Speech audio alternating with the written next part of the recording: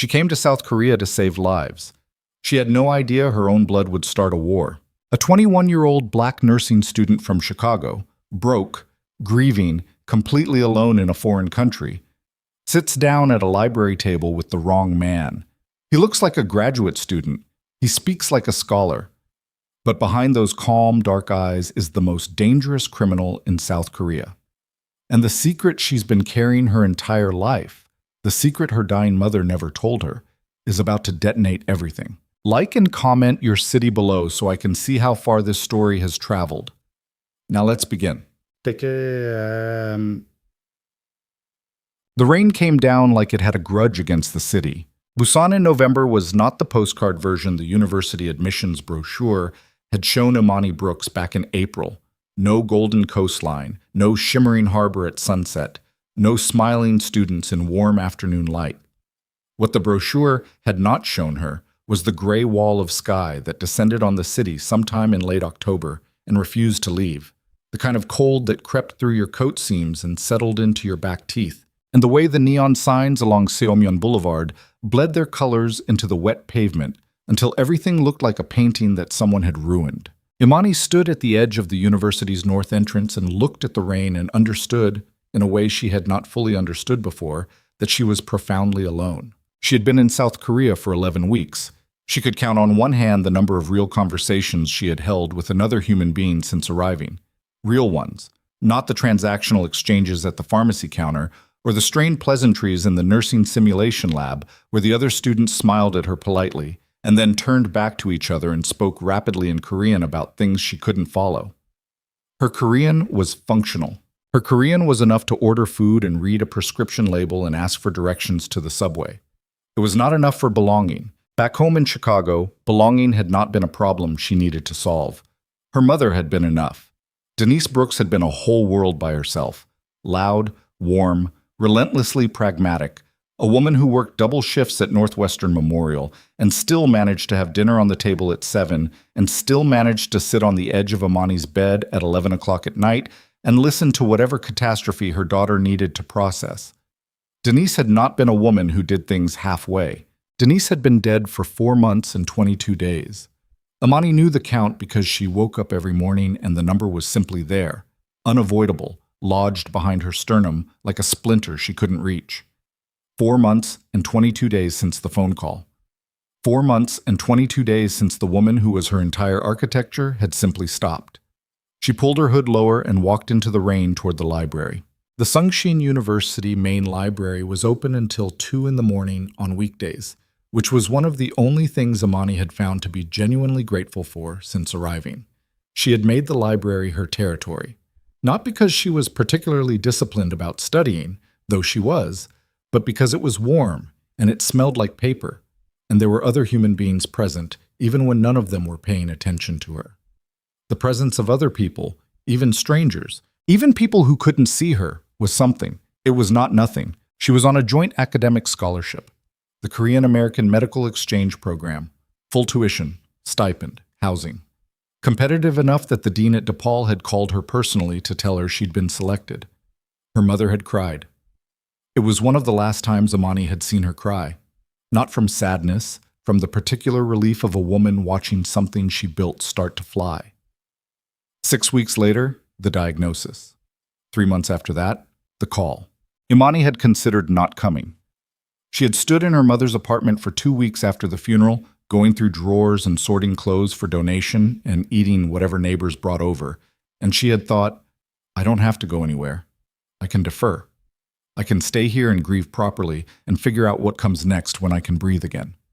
Then she had found the envelope.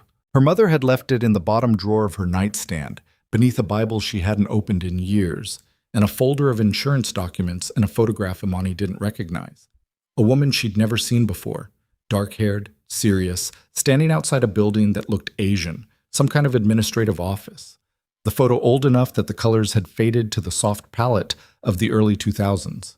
On the back of the photo, in her mother's handwriting, "Don't look for it, please." Imani had no idea what that meant. She had put the photo back. The envelope had contained a letter. The letter had said 3 things. Go to Korea, finish the program, come home when you're done. Don't let what happened to me stop what's supposed to happen for you. She had boarded the plane 8 days later. Now she shook the rain off her coat in the library entrance foyer and pressed through the heavy glass door into the warmth. The main reading room on the 4th floor was her preferred spot. Long wooden tables, individual lamps, high windows that rattled softly when the wind came off the ocean. At 11 at night on a Thursday, it was sparsely populated.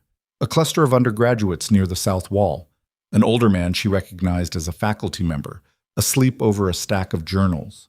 2 girls sharing earbuds, their heads tilted toward each other, giggling quietly at something on a phone screen. And at the center table, the long one she usually had to herself, a man she had never seen before. He was not an undergraduate. That was the first thing she clocked, the way you clocked things when you'd spent 11 weeks reading a room full of strangers. He was older, mid-20s maybe, though something about his stillness made him feel older than that. He sat with perfect posture that didn't look practiced. It looked structural, like his spine had simply never considered slouching as an option. His jacket was dark and expensive in the specific way that expensive things looked when the person wearing them didn't particularly care if you noticed. His hair was black and cut close on the sides. His hands were folded on the table beside a closed laptop, and he was reading a text so dense with notation that Amani couldn't identify the field from across the room. He was the only one sitting at her table. She stood in the entrance of the reading room for a moment and considered her options. The other tables were taken or inadequate, too close to the giggling girls, too far from the outlets, wrong angle on the overhead lights. The center table had 4 empty seats and 2 power strips. She walked over, pulled out the chair across from him and one down, enough distance to signal that she wasn't trying to intrude, and set her bag down. He didn't look up. She settled in, pulled out her pathophysiology textbook and her notebook, unscrewed the cap on her pen. 3 seconds of silence. "Mind if I sit here?" she said. In Korean. The polite register. He looked up then. His eyes were dark and very direct, the kind of eyes that didn't calibrate their intensity based on social cues. He looked at her the way someone looked at a problem they were deciding whether or not to engage with. "You're already sitting," he said. In English. His English was immaculate, barely accented, like someone who had spent years practicing it until the foreign quality was almost gone.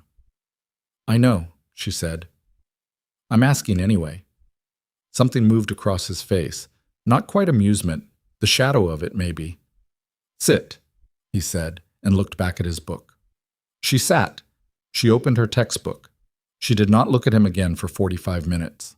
His name was Kang Min Jae, though she would not learn that for another 3 days. What she learned that first night was smaller things, that he drank his coffee black from a thermos he'd brought himself, that he turned pages with his right hand and made notes in the margins with his left, ambidextrous or close to it, that he was studying something in the economic or financial sector based on the charts she could partially see when he angled his laptop screen to take notes, that he did not fidget, did not check his phone compulsively, did not clear his throat or tap his pen or do any of the small unconscious things people did when they were simply occupying a body and time.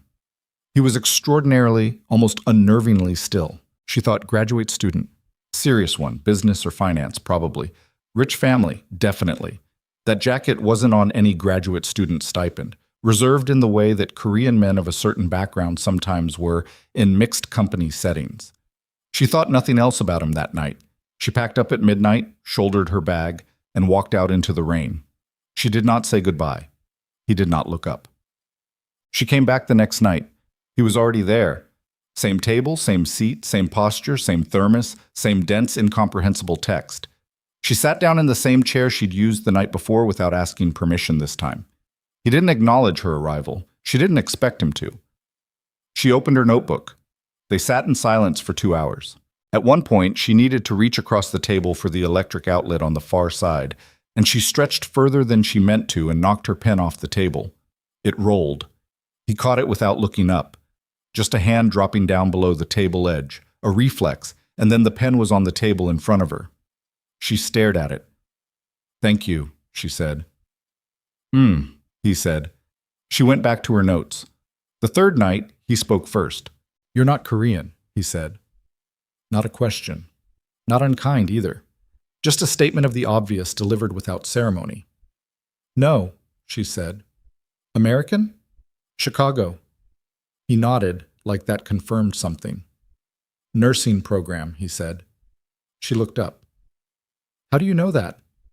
He glanced at her textbook cover. Pathophysiology. A clinical approach. Logical, he said. Graduate student, she said. Yes. Finance? A pause that was almost too short to notice. Economics, he said. Kongmin Jai, he said then, and held out his hand across the table. Formal. Deliberate. She shook it. His grip was dry and precise. Imani Brooks. Imani. He said it carefully, feeling the syllables. It means faith, in Arabic. She hadn't expected that. Yeah, she said. My mom. She liked it. He nodded and looked back at his book. She looked at hers, but something had shifted, imperceptibly, the way temperatures shifted when a front moved through, barely perceptible in the moment, but completely undeniable an hour later. She thought about what she'd said. My mom, she liked it, past tense. She hadn't meant to use past tense. She hadn't been ready to explain it. He hadn't asked. 3 weeks passed. The library table became, by unspoken mutual agreement, their table. She arrived by 10. He was already there. Sometimes she arrived and he was not there yet, and she felt his absence in a way that annoyed her when she noticed it. She did not examine that annoyance closely. They talked. Not extensively, not effusively. It was nothing like the conversations she'd had in her dorm back in Chicago, the sprawling late-night talks with her roommate about everything and nothing. These were different. Compressed. A question, an answer, a follow-up that landed precisely. He didn't ask about things she hadn't offered, and she found, gradually, that she was offering more. She told him about Chicago in winter, about the nursing program at DePaul, the one she had deferred, the one she was determined to go back to. About the scholarship and the dean's phone call. About the apartment above the laundromat where she'd grown up, the one that always smelled of warm fabric and someone else's detergent. She did not tell him about her mother, not directly, but the past tense crept in, and he was not a man who missed things. One night, she looked up from her notes and found him watching her, not with the directness he usually deployed, just something quieter, almost careful. You're carrying something heavy, he said. Everyone is, she said. Yes, he said. But you're doing it alone. She didn't have an answer for that. She looked back at her notebook. After a moment, he looked back at his. In those weeks, she also began to notice other things. The phone calls. He always stepped away from the table to take them. Always. And they happened at irregular intervals, sometimes 3 in one evening, sometimes none for days. When he came back from those calls, he sat down and said nothing, and his face was not different exactly, but compressed, like something had been forced back inside a container that wasn't quite big enough. He would sit that way for 2 or 3 minutes, and then he would unfold again, slowly, and the stillness that she had come to think of as simply his nature would return. She also noticed the man who sometimes appeared on the floor below, visible through the railing if she happened to look down. Young, thick-necked, wearing a suit that was wrong for a university library. Not reading anything. Standing near the stairwell and watching the 4th floor. She noticed that man twice before she started to suspect he was watching Min Jae specifically. She did not say anything about this. She told herself it was probably nothing. She was getting better at telling herself things were probably nothing. It was a skill she had developed since her mother died, because the alternative, sitting with the full weight of everything that was wrong and uncertain and terrifying, was not survivable on a daily basis. The coffee came later. She made the mistake, or the accident, she wasn't sure which, of buying 2 cups from the vending machine on the 3rd floor one evening and carrying them both upstairs because the machine had dispensed a second one before she could stop it. Some kind of mechanical error, and she set one down in front of him without thinking about it. He looked at it. He looked at her. He picked it up and drank it. That was that. After that, whoever arrived first bought 2 cups. She arrived first on Tuesdays, Thursdays, and Sundays. He arrived first the other nights. The coffee was terrible, thin, over-sugared from a machine that didn't understand the concept of modulation, but it was warm and it was something. One Thursday night in early December, the rain had turned briefly to something close to sleet. and she had run the last block from the subway station and arrived in the library lobby wet and breathing hard, her coat darkened across the shoulders. Her hair, which she kept natural, a rounded cloud of tight coils, beaded with water. She pushed through the glass door and stood in the warm lobby for a moment, just breathing, and when she got upstairs, he was already there with 2 cups. He looked at her wet coat. He looked at her hair. He said nothing. He pushed one of the cups across the table. She sat down and wrapped both hands around it. "It's getting worse," she said. "About the weather." "Yes," he said. "I keep thinking it'll stop being shocking," she said. "The cold. I grew up in Chicago. It's not like I don't know what cold is." "It's different cold," he said. "It comes off the water here. It's heavier." "Yeah," she exhaled. "Yeah, that's exactly it. It's heavier." She looked at him. He was looking at his laptop screen, but not reading. She could tell the difference by now, the way his eyes moved versus the way they stilled. He was thinking. "Do you ever walk?" she asked. "After, when you leave here." He turned his head slightly. "Sometimes." "Along the harbor?" "Sometimes," he said again. She looked at her coffee. "The harbor at night is beautiful," she said. It wasn't an invitation. She wasn't sure what it was. "Yes," he said, after a pause. "It is." The next Tuesday, he suggested the walk himself. Matter of fact, like a scheduling note. After the library, if she wasn't tired, the waterfront route along Guangan Bridge was visible from the South Promenade. He said it and then looked back at his screen, and she understood that he was not going to restate the offer or hedge it or look at her anxiously waiting for a response. She could take it, or she could leave it. She said, "Sure." They walked for an hour in the cold. The bridge was lit in sequences of color that reflected across the black water, being deep blue to green to purple, a slow cycling that made the harbor look like a hallucination. He walked with his hands in his coat pockets. She walked with hers crossed over her chest.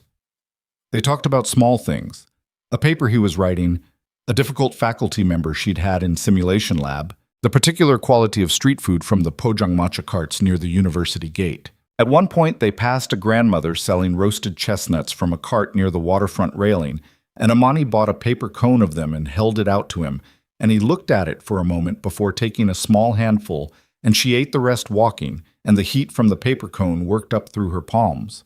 She thought, "This is the most comfortable I have been since my mother died." She didn't examine that thought. She put it away. They walked back to the subway station. He did not offer to walk her home. She had not expected him to. At the station entrance, they stopped. "Same time Thursday," she said. "Yes," he said. She went down the stairs. She did not look back. Mad. December deepened. She was falling behind in pharmacology. Not catastrophically, but enough to feel it, the readings piling up, the simulation sessions demanding more than her divided attention could supply. Her attention was divided because she was sleeping badly, had been since Chicago, the grief working on her unconscious in ways she couldn't fully manage. She was also spending more time than she should outside the library. The walks had become a weekly thing, sometimes twice a week, and they were lasting longer. She told herself she was fine. She told herself the pharmacology would catch up. She told herself the walks were just walks. She was not fully honest with herself on any of these points. One evening, in the second week of December, she arrived at the library table to find him already there, and 3 chairs away from the table, standing, on the phone. This was unusual. He always stepped away to take calls. She set down her bag and sat and didn't look up. But she could hear his voice from 3 chairs over, very low, and it was different.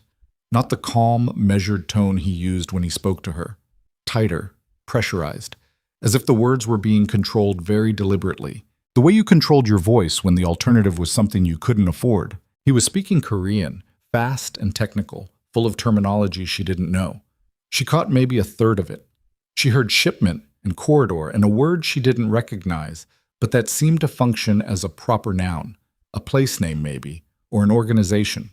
She heard him say something that she parsed roughly as not yet, or it's not time yet, and then something harder and clipped that she couldn't follow. He ended the call and came back to the table and sat and placed his phone face down and was silent for 90 seconds. She counted. She did not look up. Then he said, Sorry. For what? She said. The intrusion. You weren't intruding, she said. It's a table. You can talk. He said nothing. She could feel him not saying things. It was one of the things she had learned about him over the past weeks. His silences were not empty. They were dense. They had weight. Everything okay? She said. A pause. Business complication, he said. What kind of business are you in exactly? She asked. She had asked variations of this before, gently, obliquely, and he had redirected each time with the practiced ease of someone who had developed those redirections over years. Graduate research, he said. She looked up then. He was looking at his laptop screen, but he knew she was looking at him. The set of his jaw was slightly different than usual. Min Jae, she said. He turned his head. I'm not trying to push, she said. You can say it's none of my business, but you don't have to keep pretending you're just an economics student. He was very still for a long moment. Then he said, What makes you say that? The calls, she said. The way you move. The guy who watches you from downstairs. She paused. You notice him too. You've clocked his position every single night for 3 weeks. Something changed behind his eyes. It wasn't alarm. He was too controlled for alarm to show cleanly. But it was the recognition of something. You're observant, he said. His voice was neutral. Careful. Nursing student, she said. You have to be. He looked at her for a long moment. Then he looked away. I have some family obligations, he said, that are complicated. She let that land and said nothing. After a moment, she nodded once and went back to her notes. She did not push. She was not fundamentally someone who pushed people toward things they weren't ready for. Her mother had been that kind of person, and she had learned it early. You didn't push. You stayed steady and you stayed present, and eventually people walked toward you on their own because they needed the steadiness more than they needed the privacy. 2 days later, he brought her mother up himself. They were on the waterfront walk, and she had said something about Christmas, about how it was going to be strange this year, the first one, and she hadn't fully thought through how strange yet. And he had asked, very quietly, what made it strange, and before she knew what she was doing, she had said, My mom died in August, and the words were out and the cold air was around them, and the bridge was cycling through its colors, and there was nothing to do about it. He stopped walking. She stopped too. He didn't say he was sorry. He didn't say all the things people said, the things she had been hearing for 4 months that scraped against some raw internal surface. He stood on the promenade with the harbor wind coming off the water and looked at her and said, Tell me about her. She stared at him. If you want to, he said. She didn't. She was not ready. She had not talked about her mother, really talked, to anyone since the funeral, and she was not going to start on a waterfront promenade in the freezing Busan harbor in December with a man she had known for 3 weeks. But the words came anyway. She talked for 40 minutes. About Denise Brooks, RN, Northwestern Memorial, 12 years of double shifts and still home for dinner. The smell of her mother's perfume. The particular sound of her laugh. The way she argued with the television during the evening news and always lost. The birthday card she kept in a shoebox. The way she had looked at Amani when she got the scholarship call. Exhausted and exhilarated and proud in a way that had nothing to do with ego, pure and clean and total. Min Jae walked beside her the whole time. He didn't interrupt. When she finally stopped, running dry, he was quiet for a moment. Then he said, She sounds like someone who knew exactly what she was doing. It was the right thing. She wasn't sure how he knew it was the right thing, but it was. She didn't cry. She had cried herself empty in the weeks after Chicago, and she wasn't sure there was much left, or maybe the cold helped, or maybe it was just this, the relief of saying it out loud to someone who listened and didn't try to fix it. Yeah, she said. She did. They walked back without talking much after that. At the subway entrance, she stopped. Thank you, she said. For what? He said. She shook her head. She didn't have the language for it. She went down the stairs. What she did not know then, what she would not know for another 2 weeks, was that 1 floor below the library reading room. On the 3rd floor, the thick-necked man she had noticed at the stairwell was not watching Min Jae because he worked for Min Jae. He was watching Min-jae because he had been sent by someone who needed to know how much time the Dragon Crown's youngest boss was spending with a foreign girl. A nursing student, American, black, name of Imani Brooks, Chicago. And his boss, back in a glass and steel office tower in Seoul, had run the name and found something extraordinary. He had found a bloodline. The Dragon Crown Syndicate did not get its name from vanity. It got its name from territory set. The Crown, in this case, meaning the upper tier of Busan's port operations, the crown jewel of the Korean coast. Whoever controlled the port traffic controlled the flow of goods that were not supposed to flow. Pharmaceuticals, electronics, currency, arms. It was a quiet empire, maintained through infrastructure and fear in roughly equal proportion, and it had been run for 7 years by Min-jae's predecessor, a man named Oh Jae-sung, who had died of cancer 18 months ago and left the organization to the one person who understood its architecture well enough to hold it. Min-jae had been 23 when he took over. He had not wanted it. He had also not been in a position to refuse. His father had been a mid-level enforcer for the syndicate. His older brother had been a logistics coordinator. When his brother was killed during a territorial dispute with a rival faction out of Daejeon, and his father had drunk himself out of usefulness in the year that followed, and Oh Jae-sung had needed a successor who was young enough to reshape the organization, but intelligent enough not to destroy it, Min-jae had been the solution that presented itself. He was not, by nature, a violent man. This was one of the things that made him effective. The truly violent men in the syndicate, the ones who reached for force as a first language, were useful tools, but they were also predictable, and predictability was the central vulnerability in any criminal enterprise. Min-jae thought in systems. He read markets the way other men read people. He had understood, before anyone around him had, that the future of an organization like the syndicate was not in territory. Territory was a legacy concept, brittle and expensive to maintain, but in information. Who moved what, when, through which intermediaries. The data was more valuable than the cargo. He had been, in the language of the world he occupied, a good boss, efficient, cold-blooded when the math required it, loyal to the people inside the inner circle and entirely without mercy for threats that emerged outside it. But in the 2 years since he had taken over, a restlessness had developed in him that he could not name and had not been able to excise. He had begun to spend more time in Busan than Seoul, telling himself it was operational. The port was here, the primary logistics chain was here, but knowing that the pull was something else, something like distance. He had enrolled in the graduate economics program at Sungshin because it gave him cover for his Busan presence and because he had actually wanted to, which was a fact he kept private. His underboss, Choi Dong-wook, thought it was a calculated move. Min-jae let him think so. He had not expected the nursing student. He had not expected any of this. The coffee, the walks, the way she listened.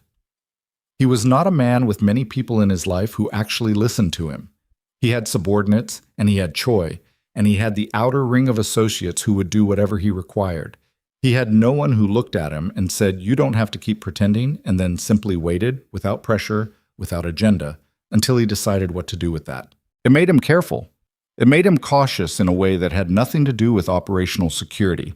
He was careful because he could see, very clearly, where this was going if he let it go, and he understood that if it went there, he would be bringing her into something she had no concept of, something that would not be survivable for her if it went wrong. He was careful.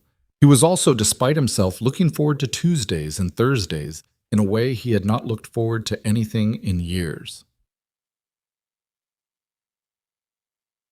The file landed on Choi Dong-wook's desk on a Wednesday afternoon in the 3rd week of December. The surveillance team's report was thorough. Photographs, timestamps, behavioral analysis. The boss had been spending 12 to 16 hours per week in the company of one Imani Brooks, 21, American national, enrolled in the Korean-American Medical Exchange Program at Sungshin University, currently residing in university housing. Choi had read the report twice before he reached for the secondary document. The background file his intelligence coordinator had prepared on the girl herself. He had expected the file to be thin. Students from Chicago were not typically of operational interest. What he found instead made him set down his coffee and read the document 3 times, very slowly, and then sit in his leather chair for 15 minutes in total silence. Imani Brooks. Mother. Denise Brooks. Nae Kim, born Seoul, 1975, immigrated to the United States, 1999. Formerly known as Kim Soo-yeon. And then, further down, the lineage that his intelligence coordinator had cross-referenced against the park organization's known genealogy. Biological father, Park Seong-hun, chairman of the Park dynasty, ruler of the rival empire that controlled the Seoul-Incheon corridor. The man who had been the Dragon Crown's primary obstacle for 6 years. His daughter. Hidden. Raised abroad under her mother's American identity, deliberately obscured, never registered in the Korean family system, never acknowledged. And she was sitting in a library in Busan having coffee with the Dragon Crown's youngest boss 4 nights a week. Choi Dong-wook read the document one more time. Then he picked up his phone and made 2 calls, neither of them to Min Jae. Imani knew something was wrong before she understood what was wrong. It was a physical thing first.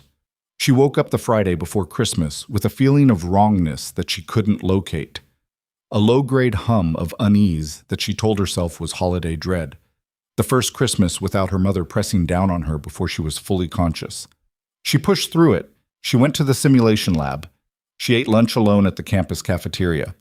She came back to her room. The text from Minji came at 7 in the evening. He used the messaging app they'd been communicating through since November. Nothing formal, usually just logistical, library or no. Sometimes waterfront after if you want. Sometimes just her name, which she had come to understand was his version of "Are you okay?" This text was different. "Don't come to the library tonight. Stay in housing." She stared at her phone. She typed back, "Why?" 3 minutes passed. "Just tonight. I'll explain Thursday." Min Jae. "Nothing. You're scaring me." And then, after another long minute, "I know. I'm sorry. Please just stay in." She put her phone down and looked at the ceiling of her dormitory room and felt the low-grade unease sharpen and concentrate into something with an edge to it. She had been a nursing student long enough to know the difference between anxiety and the particular quality of fear that arrived when something was actually wrong. This was the second kind. She stayed in. She did not sleep well. Thursday arrived without incident. She went to the library. He was there. He looked like he hadn't slept. Or if he had, it hadn't helped. There were shadows under his eyes that she hadn't seen before. And his stillness was of a different quality than usual. Not the controlled stillness of concentration, but the controlled stillness of someone managing something acute. She sat down. She did not pour the coffee. She looked at him. "What happened?" she said. Not a question. He looked at his closed laptop. He was quiet for a moment that stretched long enough that she thought he wasn't going to answer. "There are people," he said carefully, "who have taken an interest in you." "What kind of people?" she said. He looked at her then. "The kind you don't want interested in you," he said. "Why would anyone be interested in me?" she said. "I'm a nursing student on a scholarship. I've been here for 3 months. I don't know anyone here. I don't know anything about—" She stopped. She reset. "Is this connected to you, to whatever it is you actually do?" He held her gaze. He said nothing, and his silence was the loudest thing in the room. "Min Jae," she said. "You need to be careful," he said. "For the next few weeks, until I can manage this, you need to not deviate from your routine. University, housing, library. Nowhere you haven't been before." "That's not an answer." "No," he said. "It's not." She stared at him. The weeks of patience, of not pushing, of staying steady and waiting for him to walk toward her. She felt all of it straining against a completely different impulse. The impulse that said, "He is not being straight with you, and you deserve to know why." "I trusted you," she said, quietly, without drama. He flinched. It was the first time she had ever seen him flinch. "I know," he said. "Is that going to mean anything?" He looked at her for a long moment. The library was quiet around them. The overhead lamps hummed. Somewhere on a lower floor, a door opened and closed. "Give me 2 weeks," he said. "I need 2 weeks." She held his gaze. She said, 2 weeks. She did not say, "And then what?" She did not say, "What are you protecting me from, and why do you need to protect me? And who exactly are you when you're not sitting at this table pretending to study economics?" She said 2 weeks. and she picked up her pen, and she opened her notebook, and she did not look at him again for the rest of the evening. What she didn't know, what neither of them knew yet, because Min Jae's intelligence arrived 23 minutes later via an emergency communication to his phone that made him stand up from the table abruptly and step away, was that the 2 weeks he'd asked for didn't exist anymore. Choi Dong-wook had moved the timeline. The orders had gone out that afternoon, and 3 black SUVs were already on their way to Busan Harbor. Min Jae's phone buzzed against his palm, and he was on his feet before the second vibration landed. Amani watched him stand. She watched the color shift in his face. Not drain exactly, more like compress, like the blood was pulling inward toward something vital. He looked at his screen for 3 seconds. 3 seconds that had a quality she had never seen on him before. Uncontrolled. Raw. The face of a man processing something that didn't fit inside any framework he'd built. Then the framework snapped back. The stillness returned, manufactured this time. She could see the seams of it. He looked at her. "Get your things," he said. "What?" "Right now, Amani. Your bag, your coat. Get them." She didn't move for a half second. Refusal. Instinct, the part of her that didn't take orders from anyone. And then something in his eyes moved her. Not fear, urgency. The specific urgency of someone who has just looked at a clock and found that there is almost no time left. She got her things. He was already on the phone as she stood, speaking Korean in that low pressurized voice she'd heard before at the table, but faster now, the control thinner over the top of it. She caught fragments. Harbor. Tonight, they moved it up. She caught a word she'd heard before and still couldn't place. A name, she thought now, not a location. An organization. He ended the call and took her arm, not roughly, but with a directness that left no interpretive room, and moved her toward the stairwell. "Where are we going?" she said. "Out," he said. "That's not an answer." "I know." He pushed through the stairwell door, and they were moving down, his hand on her elbow, 3 floors in under 90 seconds. "When we get outside, you stay close to me. Left side. Whatever happens, you don't run unless I tell you to run." "What is happening?" she said.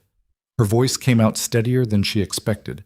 Something cold and clinical was rising in her. The nursing school part. The part that had been trained to stay functional in crisis. She leaned into it. "Talk to me. Right now. What is happening?" "I will explain everything," he said. "I need 30 minutes and a location that isn't this building." They hit the ground floor and he stopped at the lobby door, one hand on the glass, looking through it at the street. She could see his eyes moving. Left, right, the vehicles parked at the curb, a man smoking outside the convenience store across the street. He was reading the scene with a speed and precision that had nothing to do with graduate economics. "The man on your right," she said. "Blue jacket, standing too still." Min Jae looked. "Yes," he said. "He's been there since I came in," she said.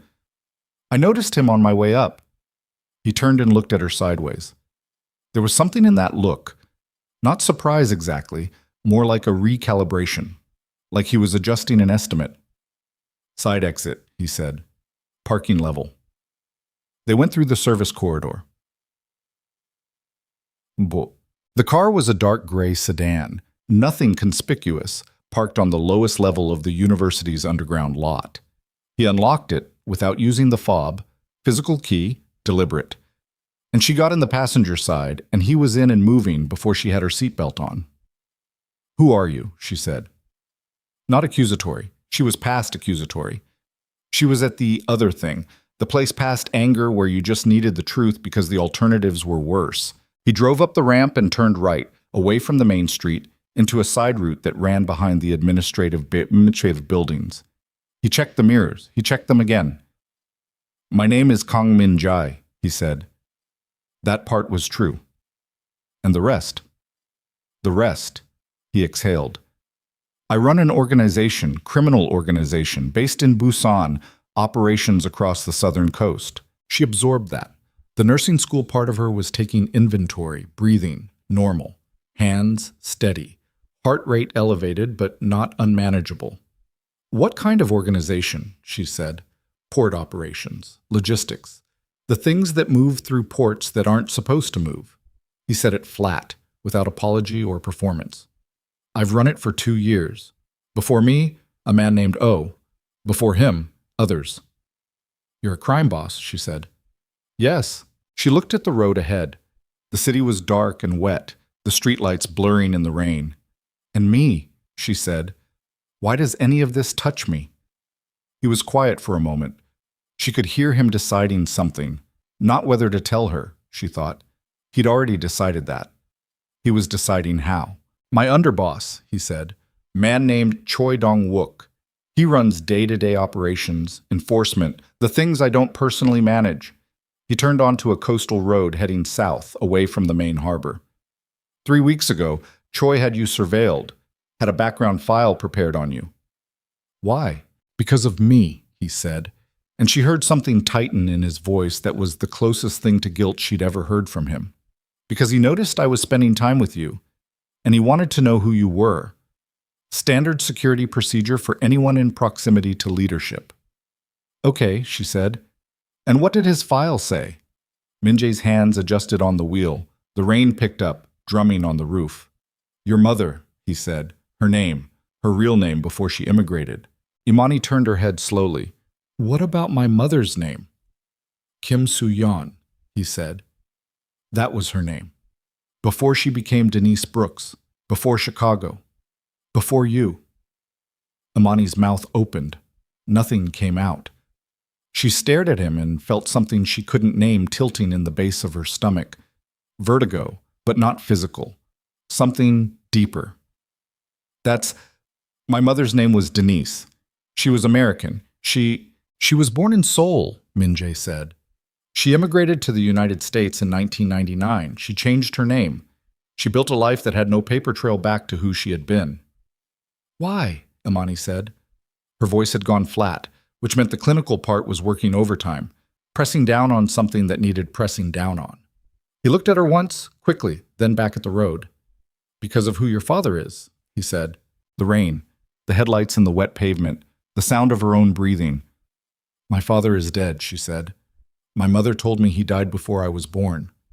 Your mother, Min-jae said carefully, was protecting you from the moment you were born. From what? From the world he occupies. He slowed the car, turned onto a narrow road that curved down toward the water, pulled off at an overlook above the harbor, and stopped. Killed the lights. Below them the port was lit in industrial orange and white, cranes standing like sentinels over rows of shipping containers. Your father is Park Seong-hoon, he said, chairman of the Park dynasty. He controls the Seoul-Incheon corridors in ports, logistics, finance, the largest criminal organization in the country. The silence after that had a physical weight. Imani sat with it. She let it sit on her. She made herself breathe in and breathe out and do the thing she'd been trained to do, which was not to react to the first wave of anything, but to let it pass and see what was underneath. What was underneath was rage. You knew, she said. How long have you known? 4 hours, he said. My intelligence coordinator intercepted Choi's file this evening. I had it 20 minutes before I texted you to stay in. But Choi has had this for how long? Min-jae's jaw tightened. At least a week, he said. A week, she said. He's known for a week who I supposedly am, and you're only finding out tonight. He kept it from me, Min-jae said. And there was something in those 4 words. Controlled. Very controlled. But underneath the control was something cold and furious that she could feel radiating off him like heat in reverse. He was supposed to report directly to me. Any intelligence regarding persons in my proximity goes to me first. But he didn't. No. Why not? He looked at her. Because Choi Dong-wook has his own agenda, he said. He has been building towards something for months. I suspected it. I didn't move fast enough. What agenda? She said. He looked back out at the harbor. Your father's empire, he said. The Park dynasty and the Dragon Crown have been in a cold standoff for 6 years. Neither side moves against the other because the cost is too high. Mutually assured destruction. He paused. But if someone had leverage over Park Seong-hoon, something personal, something he would trade everything to protect. She understood it before he finished. The cold thing in her stomach went colder. Me, she said. Yes. Choi wants to take me to use against Park. Yes. And you, she said, where do you land in this? He turned to look at her fully. I was ordered to help facilitate it, he said. Choi sent me the operational file tonight. I'm supposed to confirm your location and stand down while his team moves. She looked at him. The rain on the windshield, the glow of the harbor below them. And instead you're here, she said. Instead I'm here, he said. She wanted to find something to say that wasn't inadequate. She couldn't. She looked out at the harbor and said, he knows you've gone off script. By now, probably, yes. Those 3 SUVs at the harbor, she said. You know about them. Yes. How long before they find us? He checked his watch. It was a small gesture, precise. 20 minutes, he said. Maybe 30. I know Choi's operating protocols. He'll send to the library first, then housing, then work outward. Then we need to move, she said. He looked at her. Something shifted in his expression. Not surprise, not quite. The recalibration again. Most people, he said, in this situation. I'm not most people, she said. And we are burning time. What's the play? He was quiet for 2 seconds. Then he started the car. Dutcham. They drove north for 40 minutes. He made 3 calls, all brief, all in Korean, too fast and technical for her to follow. She sat with her hands in her lap and watched the city give way to the highway corridor, and then to the darker patches between cities, industrial zones, port facilities, stretches of road where the only lights were the headlights themselves. She thought about her mother. She thought about the envelope, the letter, the photograph with the faded colors. Don't look for it, please. She thought about what her mother had known for 21 years and had carried alone, and the magnitude of that carrying hit her in the chest like a fist. She didn't say anything. She processed. Min-jae drove with his eyes forward and his hands steady on the wheel, but she could see the tension in his shoulders, the way they sat a fraction of an inch higher than usual, the way his right hand was slightly tighter on the wheel than his left. He was managing something, several somethings. At some point north of the city, he said, your mother knew who she was running from. She built an identity that was airtight, kept you completely off the Korean registries. You have no legal record in this country, no family documentation. She must have spent years constructing the cover. She was a nurse, Amani said. She worked night shifts. She made pot roast on Sundays. She paused. She never once mentioned Korea except to say she'd visited once when she was young. She was protecting you, he said. Everything she did was for that. She sent me here, Amani said. The realization had been forming since the car, and now it arrived fully. She sent me here on purpose. The scholarship. She encouraged me to apply. She pushed me toward it. She stared at the road ahead. Why would she do that? If she was hiding me from... I don't know, Min-jae said. But she must have had a reason. Imani turned that over. Her mother had been a precise woman, deliberate. Every decision she'd ever made had had a reason. If she had sent Imani to the one country she'd spent 20 years hiding her from, she had done it because the calculus changed, because something had shifted, because she knew she was dying, Imani thought, because she knew she wasn't going to be there to protect me anymore. And she decided that whatever was here was less dangerous than being alone. She pressed her knuckles hard against her sternum and held them there. Where are we going? She said. Safe house, he said. Outside the city. One of 2 locations that only I know. I've never disclosed them to Choi or anyone in the organization. You planned for this, she said. You had a contingency. He was quiet. For what? She said. For what scenario did you plan to need to run from your own people? Another silence. Then, slowly, I've known for about a year that Choi was building towards something I wasn't going to like. I didn't know what. I started preparing exit options. An exit from what? The organization? From the position. He glanced at her. I've been trying to find a way out for a long time. She looked at him and thought about all the nights at the table.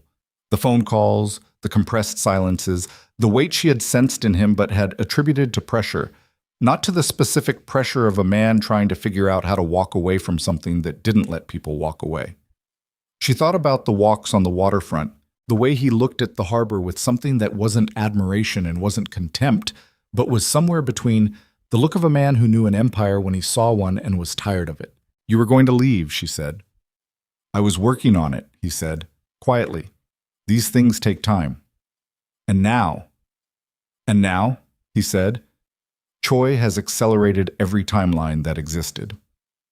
The safe house was a 2-floor structure set back from a rural road above the coast, 3/4 of an hour north of Busan. Not a mansion, not a shack, a functional house that had been maintained and provisioned without any personality, like a space that had been built for utility and nothing else. He parked in the back, unlocked it with a physical key again, and they went inside. He switched on a single lamp in the main room. The space was clean, spare, a couch, a table, a kitchen with stocked cabinets, a landline that he picked up immediately to check for a dial tone. She stood in the middle of the room and looked at him. The lamp made the shadows under his eyes darker. He looked, for the first time since she'd met him, tired in the bone-deep way that couldn't be managed or performed around. Talk, she said. He set the phone down. He turned to face her. I can get you out of the country, he said. I have contacts at Gimhae Airport. A private charter can have you in Chicago by tomorrow night. That's not what I asked, she said. It's what I'm offering.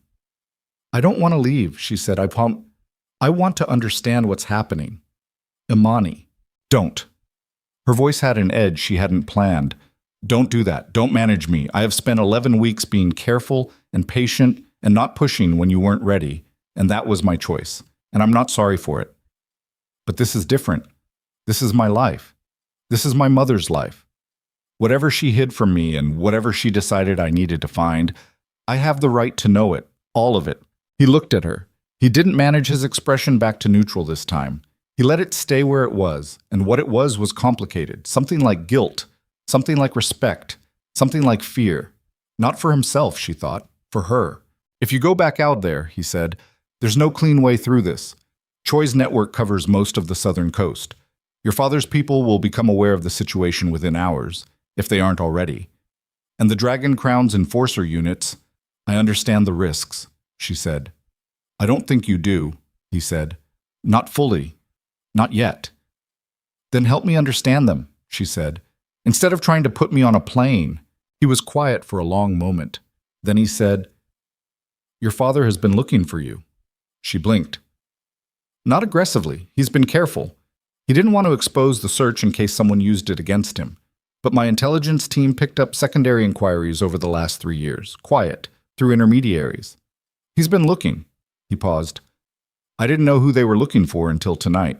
Imani sat down on the couch, not because her legs were failing her, but because she needed to be lower to the ground for a moment. He knew I existed, she said. He's always known, Min-jae said. He let your mother go because she asked him to, but he never stopped knowing. She pressed both palms flat on her thighs. Outside the window, the rain had softened to a drizzle that hissed against the glass. She could hear the ocean somewhere below the ridge, a low rhythmic sound that had nothing to do with any of this and was somehow the only thing keeping her anchored. You lied to me, she said. Quiet. No drama in it. Yes, he said. The whole time, the table, the coffee, the walks. You knew who I was. I didn't know who you were, he said. Not until 4 hours ago. She looked at him. But you were watching me, she said, before the table. That's what you do. You don't sit down at a library table without knowing who else is in the room. He held her gaze. He didn't deny it. I noticed you, he said finally. I noticed you the first night and I thought, I ran a basic background check. Scholarship student, exchange program, no connections of operational interest. Clean. He paused. And then I kept noticing you. For a different reason. Yes. He said it without looking away. A different reason. She held that in the space between them. And the background check you ran, she said. It didn't find the same thing Choi's people found.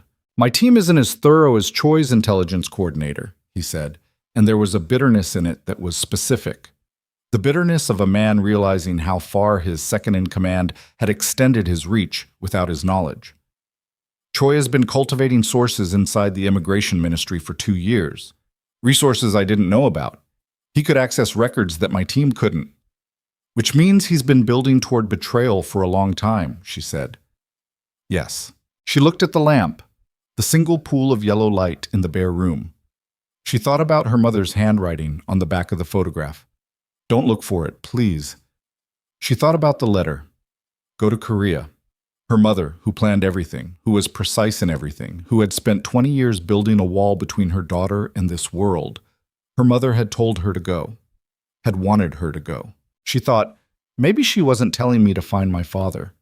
Maybe she was telling me to find something else. Maybe she was telling me to be ready. Ready for what? She didn't know.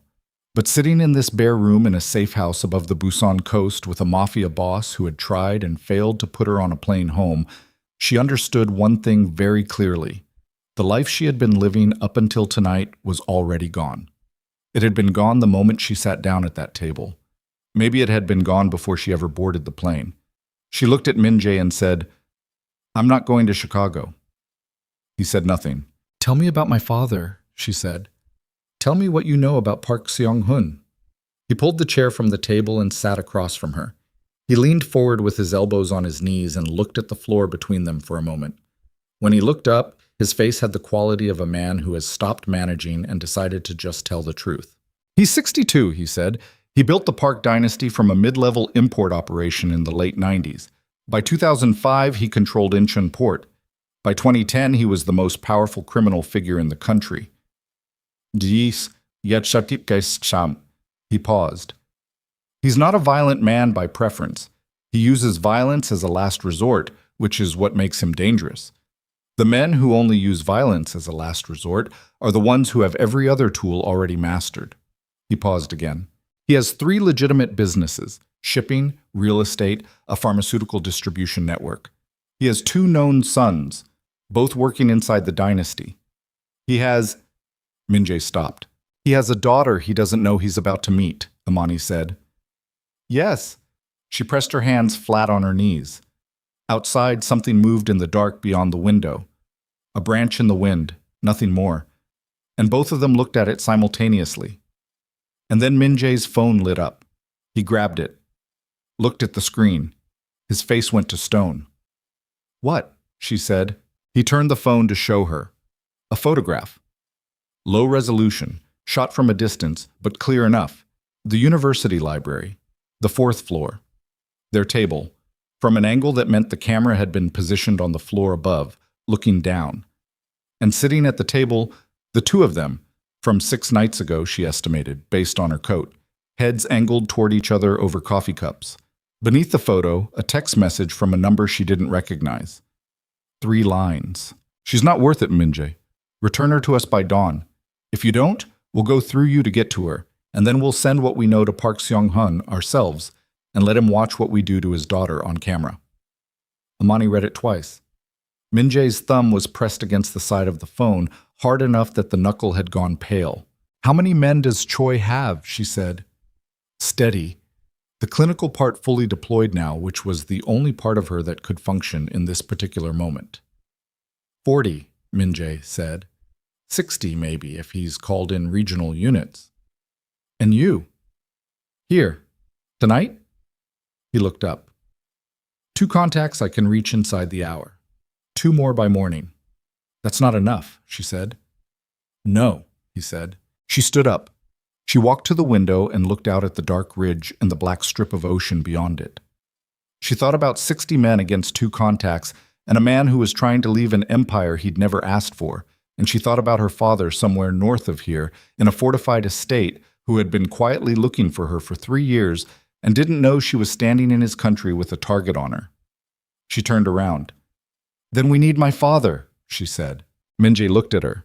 You said he's been looking for me, she said. Then we give him what he's been looking for.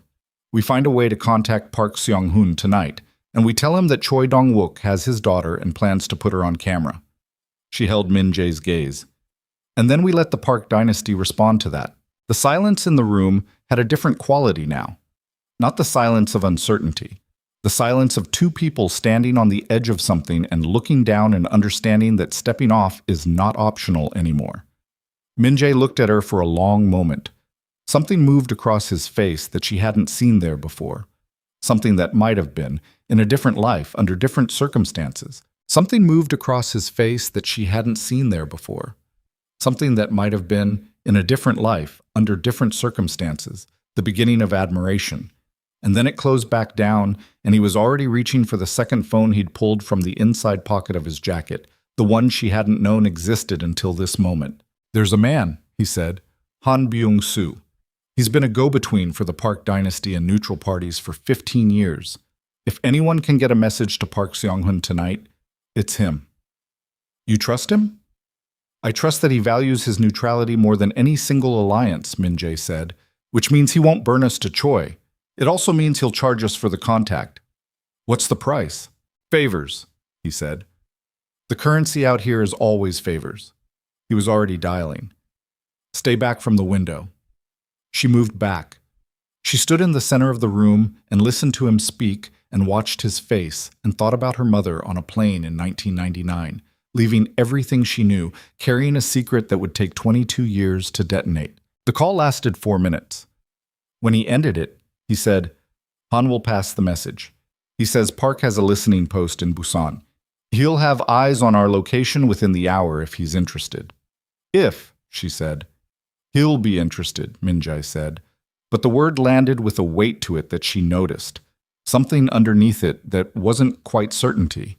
She noticed it and filed it and said nothing. But I'm tempted. They waited. It was the worst kind of waiting, the kind with a hard edge on it, where every minute that passed was a minute that Choi's network was narrowing the search radius. Min-jae turned off the lamp at her suggestion. They sat in the dark, he at the table with his phone face down, she on the couch with her coat still on, and the only light came from the thin strip of cloud-filtered dark outside the windows and the faint glow of the coastal road below the ridge. At some point he said, "You're not what I expected." "What did you expect?" she said. "Someone who would fall apart," he said, "or freeze. Most people, when the floor drops out..." "I've had practice," she said. "The floor dropped out in August. I've been standing on nothing for 4 months. You get used to the sensation." He was quiet. Then, "I'm sorry. About your mother. About all of it. The table. The pretense. I want you to know that the things I told you were real. Everything I said that was about me, not the cover. That was real." She looked at his shape in the dark. "I know," she said. "You know." "I can tell the difference between a man performing and a man talking," she said. "I've been watching you for 3 months. The calls, the silences, the walks.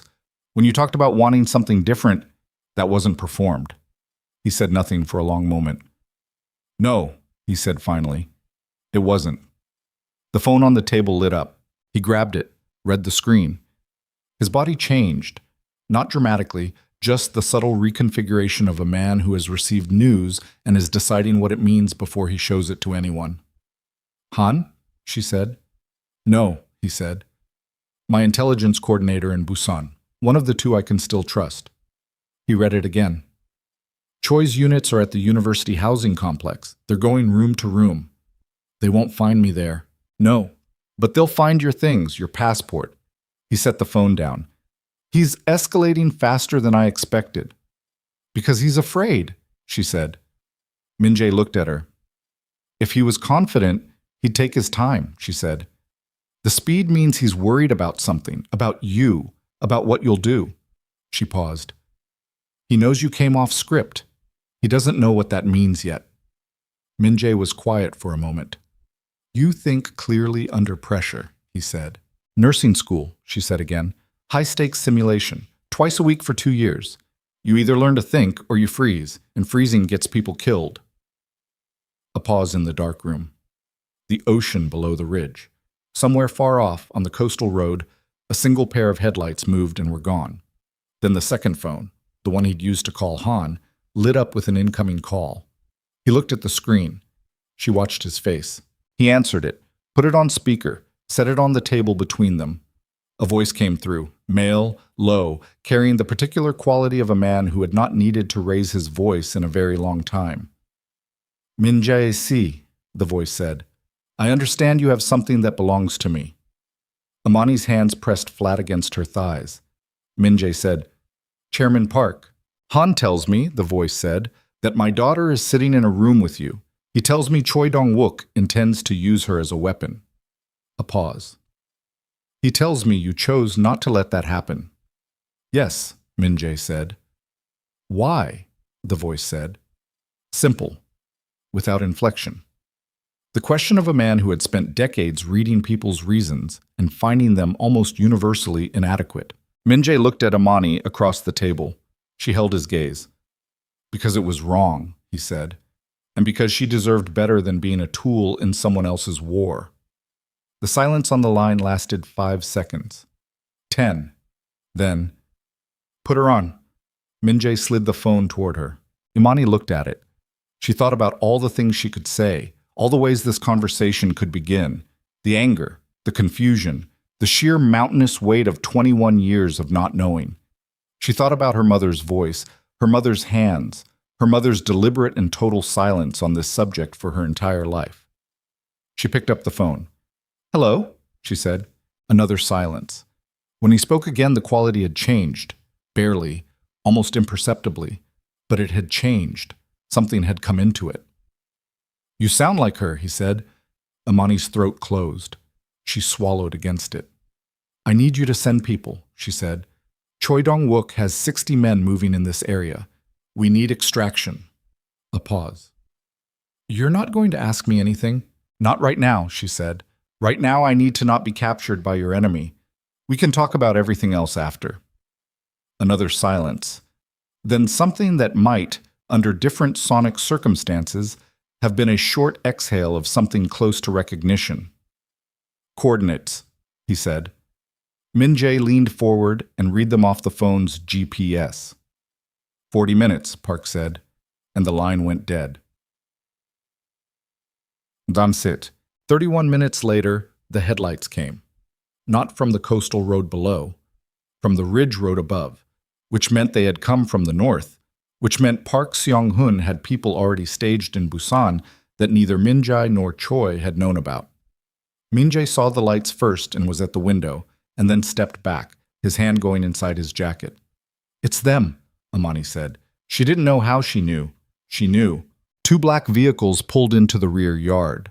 4 men got out, moving with the practiced deficiency of people who did this regularly, all in dark clothing. One of them knocked on the back door. 3 knocks, a pause, 2 more. Min-jae opened it.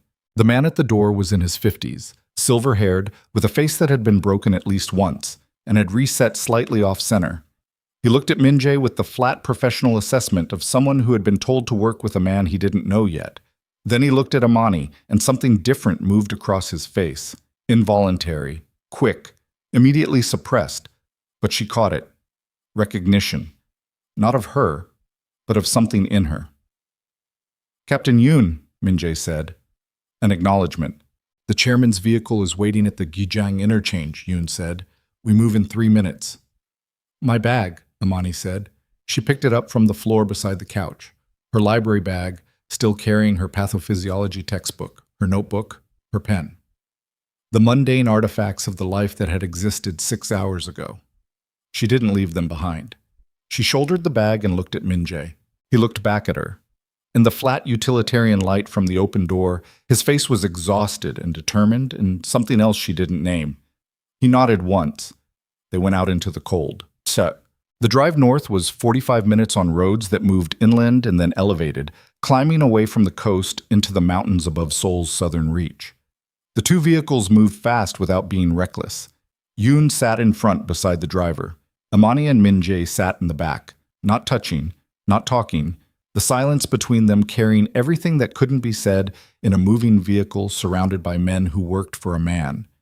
They were both, in different ways, about to stand in front of for the first time. At some point, Min-jae said very quietly, "Whatever he says to you in there, you don't have to accept any of it.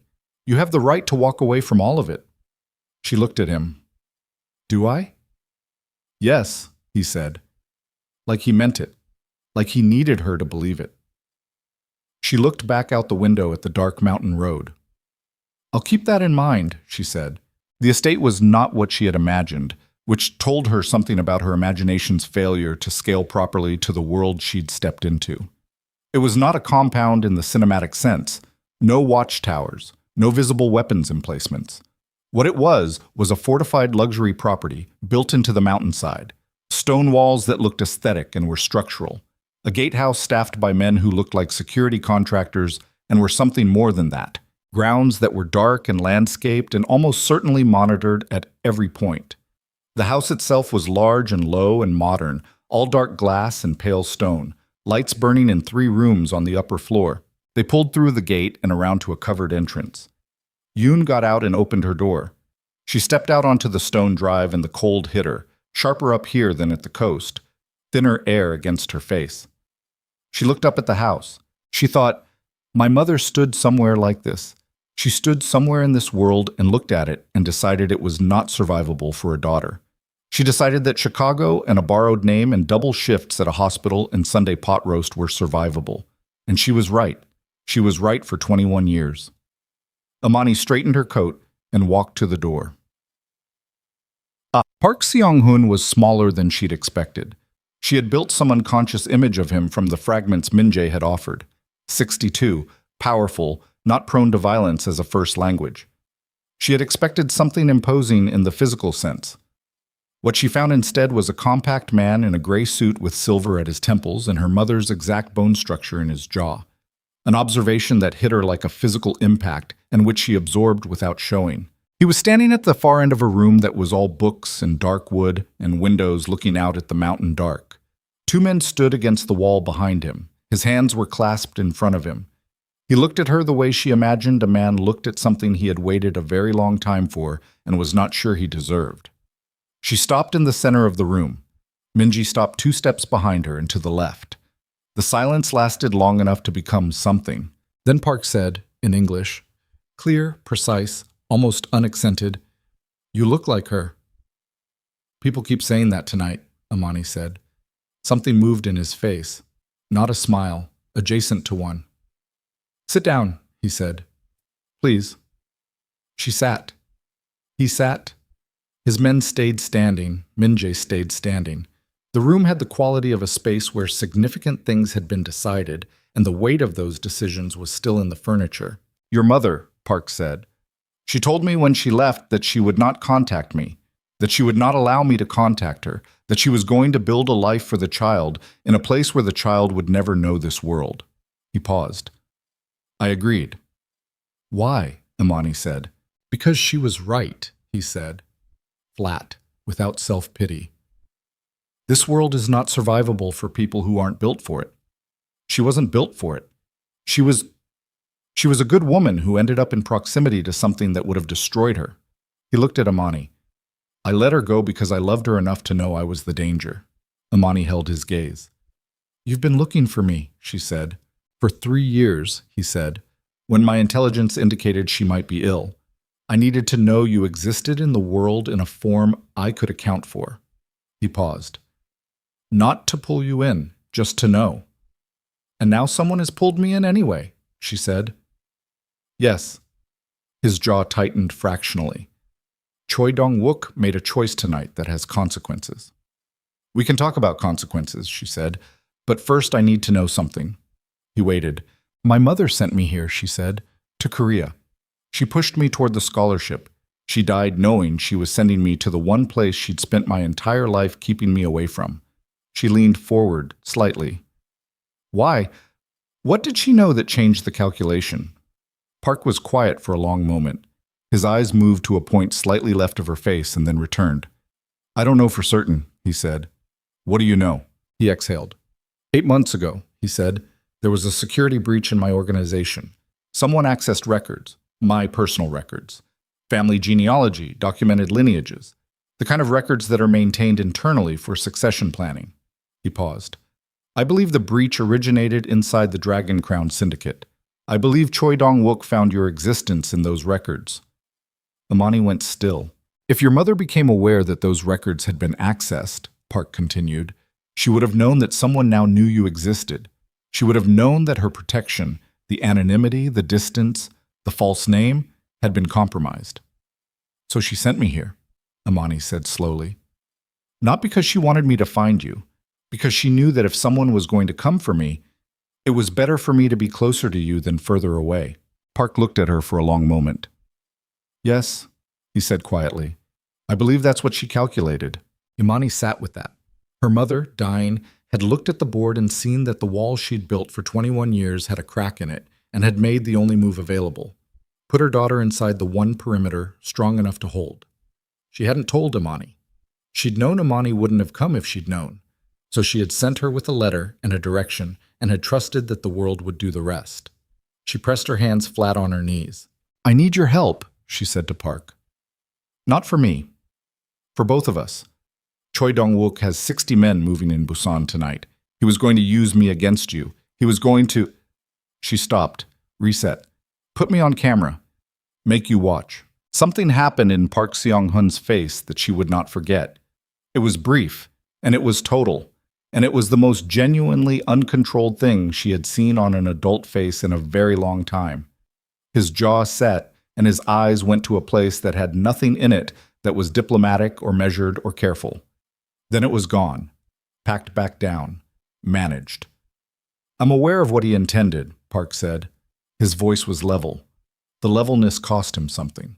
"Then you know we need to move fast," she said. "He's going to figure out where I am. He has resources. He does not have resources that exceed mine," Park said, simply, factually. "Then use them," she said, "tonight, before he regroups." Park looked at her for a long moment. Then he looked at Min-jae, who had said nothing since they entered the room. The two men regarded each other, the head of one empire and the head of what had been another, looking at each other across a room in a mountainous state at 2 a.m. with the girl who connected them standing between them. "You chose her over your organization," Park said to Min-jae. "Yes," Min-jae said. "Why should I trust that choice?" "You shouldn't," Min-jae said. "Not on my word.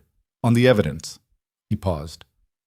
"I have operational knowledge of Choi's full network, logistics, personnel, the 3 staging locations he uses for enforcement units near Busan. If you want to dismantle what he's built tonight, I'm the fastest route to that." Park considered this for a moment. "And what do you want in return?" "Out," Min-jae said. "After this is done. Clean. No pursuit from your organization, no debts called in later. I walk away from the Dragon Crown, and your people don't follow me." Park was quiet. Then slowly, he nodded. "Agreed." He looked at Imani. "And you," he said. "What do you want?" She had not expected the question to arrive so directly. She had been preparing for demands, conditions, the weight of a man trying to claim something. Not this. Not the simple, open architecture of a question directed at her. She looked at him. "I want to go back to nursing school," she said. "Eventually. I want to finish what my mother started me on." She paused. "But right now, tonight, I want Choi Dong-wook to not exist anymore." Park Seong-hun held her gaze for a long moment. "All right," he said. He unclasped his hands and turned to the men behind him and began issuing quiet, precise instructions. Imani exhaled. The room moved into action around her. Phones appeared. Voices rose and fell in rapid Korean. Maps were laid out on the table, hand-drawn with marked positions updated in real time as intelligence came in from Busan. And in the middle of all of it, Min-jae moved to stand beside her and said, very quietly, "You know this isn't going to be clean." "Nothing has been clean since December," she said. He looked at her. When this is done, she said, "we'll talk about when this is done." She looked back at the map. "Right now I need to know the 3 staging locations." He looked at her for another second. Then he reached past her and pointed to the first mark on the map. Around them, the machinery of a criminal empire began to move, and somewhere south of them, on the dark Busan coast, Choi Dong-wook's phones were about to start ringing with news that his window had. Choi Dong-wook's phone started ringing at 3:17 in the morning. The first call came from his unit commander at the university housing complex. Nothing. The girl was gone. The room was clean. The second call came from the surveillance team he'd stationed on the coastal road north of Busan. 2 vehicles had passed heading north 40 minutes ago, plates registered to a shell company he didn't recognize, which meant he did recognize it, which meant Park Seong-hun had people in Busan that no one had accounted for. The third call he didn't answer because by then he already understood what the first 2 meant. Min-jae had gone to Park. He stood at the window of his Busan office tower on the 14th floor and looked at the harbor and felt something move through him that wasn't quite fear and wasn't quite rage, but was the specific compound of both that arrived when a plan that had taken 14 months to build started coming apart at the load-bearing points. He had underestimated Min Jae's attachment to the girl. He had calculated sentiment as a manageable variable. He had been wrong. He picked up his phone and made the call he had been saving. "Move to Incheon," he said. "Tonight, all units. We take the port before dawn, or we don't take it at all." The intelligence landed on the table in Park's mountain estate at 3:44 a.m. A text from one of Park's listening posts inside the Busan Port Authority, confirmed by a second source inside the Dragon Crown's logistics chain that Min Jae had quietly flipped 8 months ago and never told Choi about. Min Jae read it twice and looked up at Captain Yoon. "He's moving everything to Incheon," he said. "Full deployment. He's abandoning the Busan staging locations." Yoon looked at Park. Park was at the head of the table with his jacket off and his sleeves rolled to the elbow, which Amani understood was not a casual gesture, but a signal of some kind to the men around him. "He's going for the port directly," Park said. "Yes," Min Jae said. "If he takes Incheon Port before dawn, he controls the primary import corridor. He doesn't need me anymore. He doesn't need leverage over you. He just needs the port." "How long to move 60 men from Busan to Incheon?" Park said. 2 hours by highway, Min Jae said. "Less if he's already staged vehicles." Park looked at the clock on the wall. "Then we have 90 minutes. He looked at Yoon. "Get the convoy ready. All units." Yoon moved. The room emptied of everyone except Park, Min Jae, and Amani. Park looked at his daughter. She was standing at the edge of the table with her coat still on, her library bag on the floor beside her chair. And she was looking at the map with an expression he recognized because he had seen it in his own mirror for 30 years. The expression of someone calculating odds and finding them insufficient and deciding to proceed anyway. "You should stay here," he said. She looked at him. "No," she said. "This is going to be a war zone within 2 hours," he said. "I know," she said. "I'm a nursing student. If people get hurt, you're going to want me there." Park looked at her for a long moment. He looked at Min Jae. Min Jae said nothing, which was itself a kind of answer. Park exhaled through his nose. "You stay in the vehicle," he said. "Armored. You don't get out unless I say so." "Agreed," she said. She held his gaze for a half-second longer than was comfortable, and he saw something in it that he had not expected. Not deference, not performance. Something real. Something that had nothing to prove and everything to protect. "Let's go," she said. The convoy left the mountain estate at 4:02 a.m., 7 vehicles, all armored, moving north and then west on roads that were empty at this hour, the mountains giving way to the urban sprawl that thickened as they descended toward the coast. Amani sat in the third vehicle with Min Jae beside her and Yoon in front, and she watched the dark landscape resolve into highway lights, and then the first signs for Incheon, and felt the specific quality of fear that was not the paralyzing kind but the sharpening kind, the kind that came when a situation became so real and so immediate that everything non-essential simply dropped away. She thought about Denise Brooks driving to a double shift at 5 a.m. in February, the Chicago dark outside the windshield, the radio low. She thought about her mother doing the terrifying thing on the day-to-day basis that no one ever called terrifying because it was just called surviving. She thought, "I come from that. Whatever this is, I come from that." Min Jae's shoulder was an inch from hers. She could feel the tension in him through the inch of air between them. The controlled stillness was gone, replaced by something coiled and ready, a man who had spent 2 years behind a desk and a library table and was remembering against his will that he had been built for something different than that. "When we get there," he said quietly, "stay in the vehicle until Yoon clears the primary approach. If there's gunfire before we reach the corridor, the driver will pull back to the secondary position behind the warehouse block. You know what a secondary position is?" "Cover and concealment," she said. "Nursing simulations include mass casualty event protocols." He looked at her sideways. "Of course they do." "What's the plan for Choi?" she said. "Park's snipers take the high positions on the crane operators' platforms," he said. "The armored trucks block the corridor exits before Choi's convoy enters. When they're boxed in, you need him alive," she said. He paused. "Operationally, it's cleaner. You need him alive," she said again. "If you kill him in there, you have 60 men with nothing to lose and nowhere to go. You want him alive and in front of his men so they see it happen, so they understand it's over." Min Jae looked at her, a long moment. "Yes," he said. That's correct.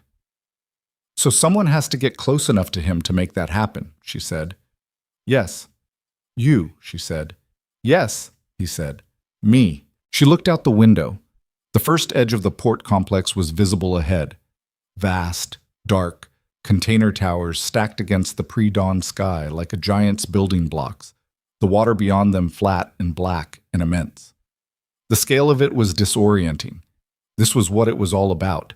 This infrastructure, these corridors, these channels of movement that were the arteries of a shadow economy that ran parallel to the visible one. She thought about a library table and 2 cups of terrible vending machine coffee and thought, none of this was supposed to be my life.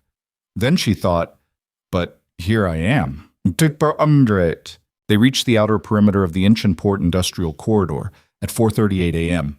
Park's vehicles killed their lights and coasted to a stop behind the first warehouse block. Yoon was out before the vehicle fully stopped, moving along the wall with 2 men behind him. The night was bitterly cold, the ocean wind coming off the water in blasts that cut through Amani's coat like it wasn't there. She stayed in the vehicle. She watched through the tinted window. The corridor in question was a narrow passage between 2 rows of shipping container stacks, maybe 40 meters wide and 200 long, used for vehicle staging during port operations. Both ends were flanked by crane structures, 3 on the left, 2 on the right. Park's snipers were already climbing. She could see them only as shapes moving up the crane ladders, dark against a dark sky, and then disappearing. Min-jae got out. She reached forward and grabbed his arm before she thought about it. He looked back at her through the open door. The interior light of the vehicle was off. She could see his face in the diffuse glow from the distant port lights, the shadows under his eyes, the set of his jaw, the stillness that was back now but was different from the library stillness. This one had violence in it. She could see that clearly. Don't, she said. She meant don't die. She didn't say it directly because it was too large to say directly in a dark vehicle at 4:38 in the morning on the edge of a port corridor where 60 men were coming. He looked at her hand on his arm. He looked at her face. I'll be back, he said. That's not a plan? She said. No, he said. It's not. He put his hand over hers for 1 second, brief, deliberate, complete, and then he was out and moving and the door was closed and she was alone in the vehicle with the driver who hadn't spoken a word since the mountain estate. She pressed her back against the seat and breathed. So, Choi's convoy arrived at 4:51 a.m. She heard them before she saw them. The sound of multiple engines on the access road, a rumble that built and then separated into individual vehicles, 12 of them, large and dark, moving in 2 columns. They came from the south entrance of the corridor and slowed as they entered the passage between the container stacks, which meant Choi was being careful, which meant he knew or suspected something, which meant the armored trucks came from both ends simultaneously. They moved out from behind the container rows at the north and south exits of the corridor, blocking both ends with a speed that made the geometry of it immediate and total. Choi's 12 vehicles were inside the box with no exit and no room to turn. For a half-second, there was nothing, a held breath across the entire space. And then the spotlights hit, 4 of them from the crane platforms, flooding the corridor in white light that bleached everything to high contrast. The vehicles throwing hard shadows on the container walls. Then everything happened at once. The first shot came from somewhere inside Choi's column. Not at a target, she thought, but reflexive, someone's finger on a trigger when the lights hit. And that shot was the signal that fractured everything into chaos. Doors opened along the column and men spilled out using the vehicles as cover, and the crack of gunfire multiplied and echoed between the metal container walls until it was a continuous roar. Imani's driver said something in Korean and started to pull back. Stop, she said. Miss, stop the car, she said. I can see the corridor from here. If you pull back, I'm blind. He stopped. Reluctantly, every line of his body communicating that this was not what he had been told to do. But he stopped. She watched through the window. The park snipers on the cranes were working methodically. She could see the results, if not the shots themselves. Men going down along the column, not clustered but spread, taking the outer perimeter of Choi's defenders. The armored trucks at both ends absorbed the fire that came at them without result. The corridor was becoming a very efficient kill box, and Min-jae was somewhere inside it. She found him. He had come in from the east side through a gap in the container wall that the snipers had cleared for him. She could see the gap, a maintenance access between two stacked rows, and she saw him move through it with two of Park's men behind him, moving along the east wall inside the corridor, using the vehicles as cover between him and Choi's central position. Choi's vehicle was the fourth in the column. She could tell because it was the one that hadn't opened. Everyone else had spilled out to fight, and that vehicle stayed closed, which meant Choi was inside it calculating, which meant he was the same kind of man as Min Jae, the kind who thought before he moved. She watched Min Jae close the distance along the wall. 12 meters. 10. A burst of fire from somewhere, and she lost him behind a vehicle, and her heart rate spiked, and then she found him again, down on one knee behind a truck's front axle, bleeding from his left forearm. She could see the dark stain on his sleeve, the way he held the arm slightly stiff. Not incapacitating. He was still moving. He reached Choi's vehicle. He stood against the passenger door and said something. She couldn't hear it through the glass and the noise, but she saw his mouth move and she saw the effect. The gunfire from Choi's men slackened, not stopped, slackened.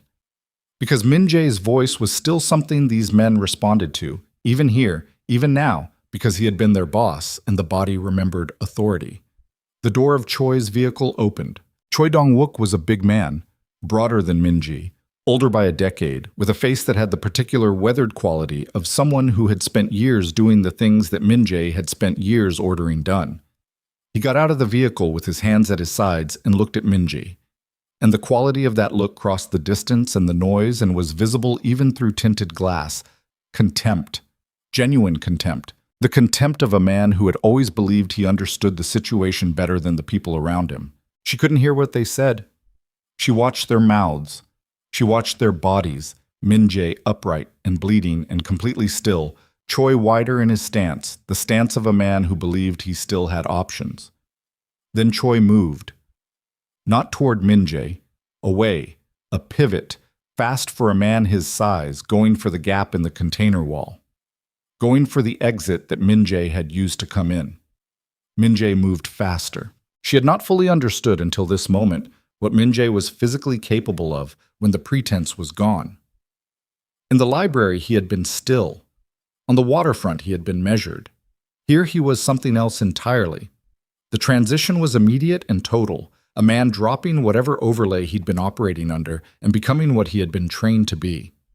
He closed the distance to Choi in 4 steps, and the impact between them was audible, even through the vehicle glass. A collision that sent both men against the container wall. Choi was bigger. Min Jae was faster and had spent 2 years behind a desk and was running on nothing and adrenaline and bleeding from his arm. And the fight was brutal and tight and wrong-looking. Not the choreographed kind, but the real kind, where both men were trying to do damage and prevent damage simultaneously, and the geometry of it was ugly and desperate. Amani had her hand on the door handle. "Don't," the driver said. She watched. Choi got a hand around Min Jae's throat. Min Jae's left arm, the bleeding one, was compromised, and she could see him compensating, shifting his weight, trying to use his right. But Choi had the angle and the mass, and he was driving Min Jae's back against the container wall, and Min Jae's feet were losing purchase on the ground. "I'm getting out," Amani said. "Miss," the chairman said. She opened the door. The cold hit her like a wall. The noise hit her harder. The gunfire was tapering now.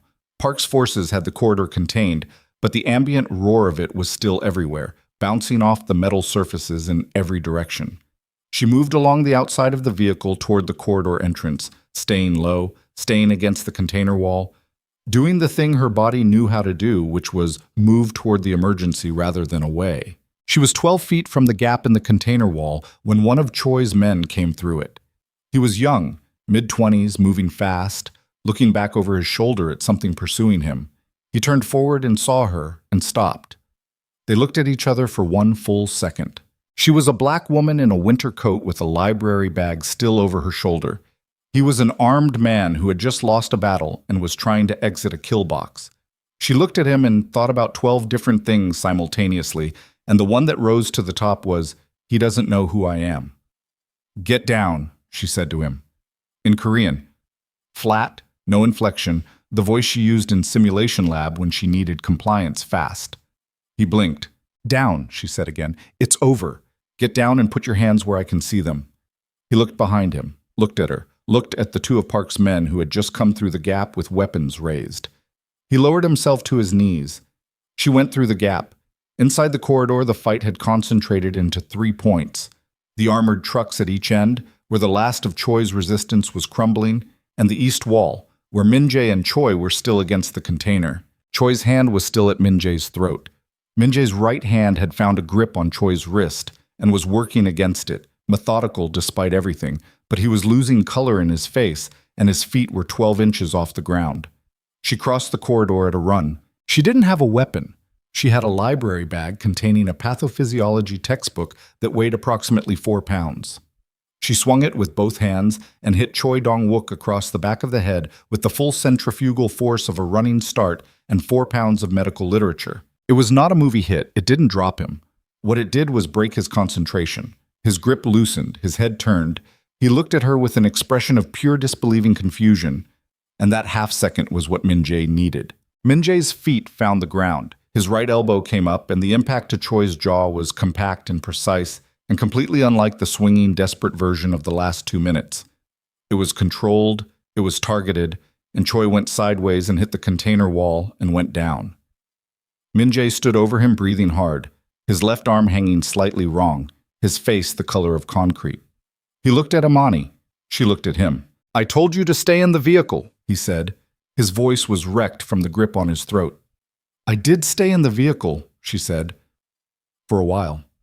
He looked at the bag in her hands. He looked at Choi on the ground. He made a sound that was not a laugh, but was in the neighborhood of one, rough and broken, and it cost him something to make it, because he put his good hand against the container wall to stay upright. She was already moving to him. Nursing school. Her hands found his left arm. The wound was a graze, deep but not arterial. She could tell from the bleed pattern, and she pressed her palm against it with the direct clinical pressure of someone who had done this in simulation 100 times and was discovering that the real version was wetter and hotter and smelled like iron. "I need something to tie this," she said. He reached inside his jacket with his right hand and pulled out what appeared to be a zip tie. She stared at it. "Crime boss," he said, by way of explanation. She took it, made do. Around them, the corridor was going quiet. Not the absolute quiet of before. There were voices, movement, the sound of Park's men moving through Choi's defeated units, but the specific quiet that arrived when a battle resolved.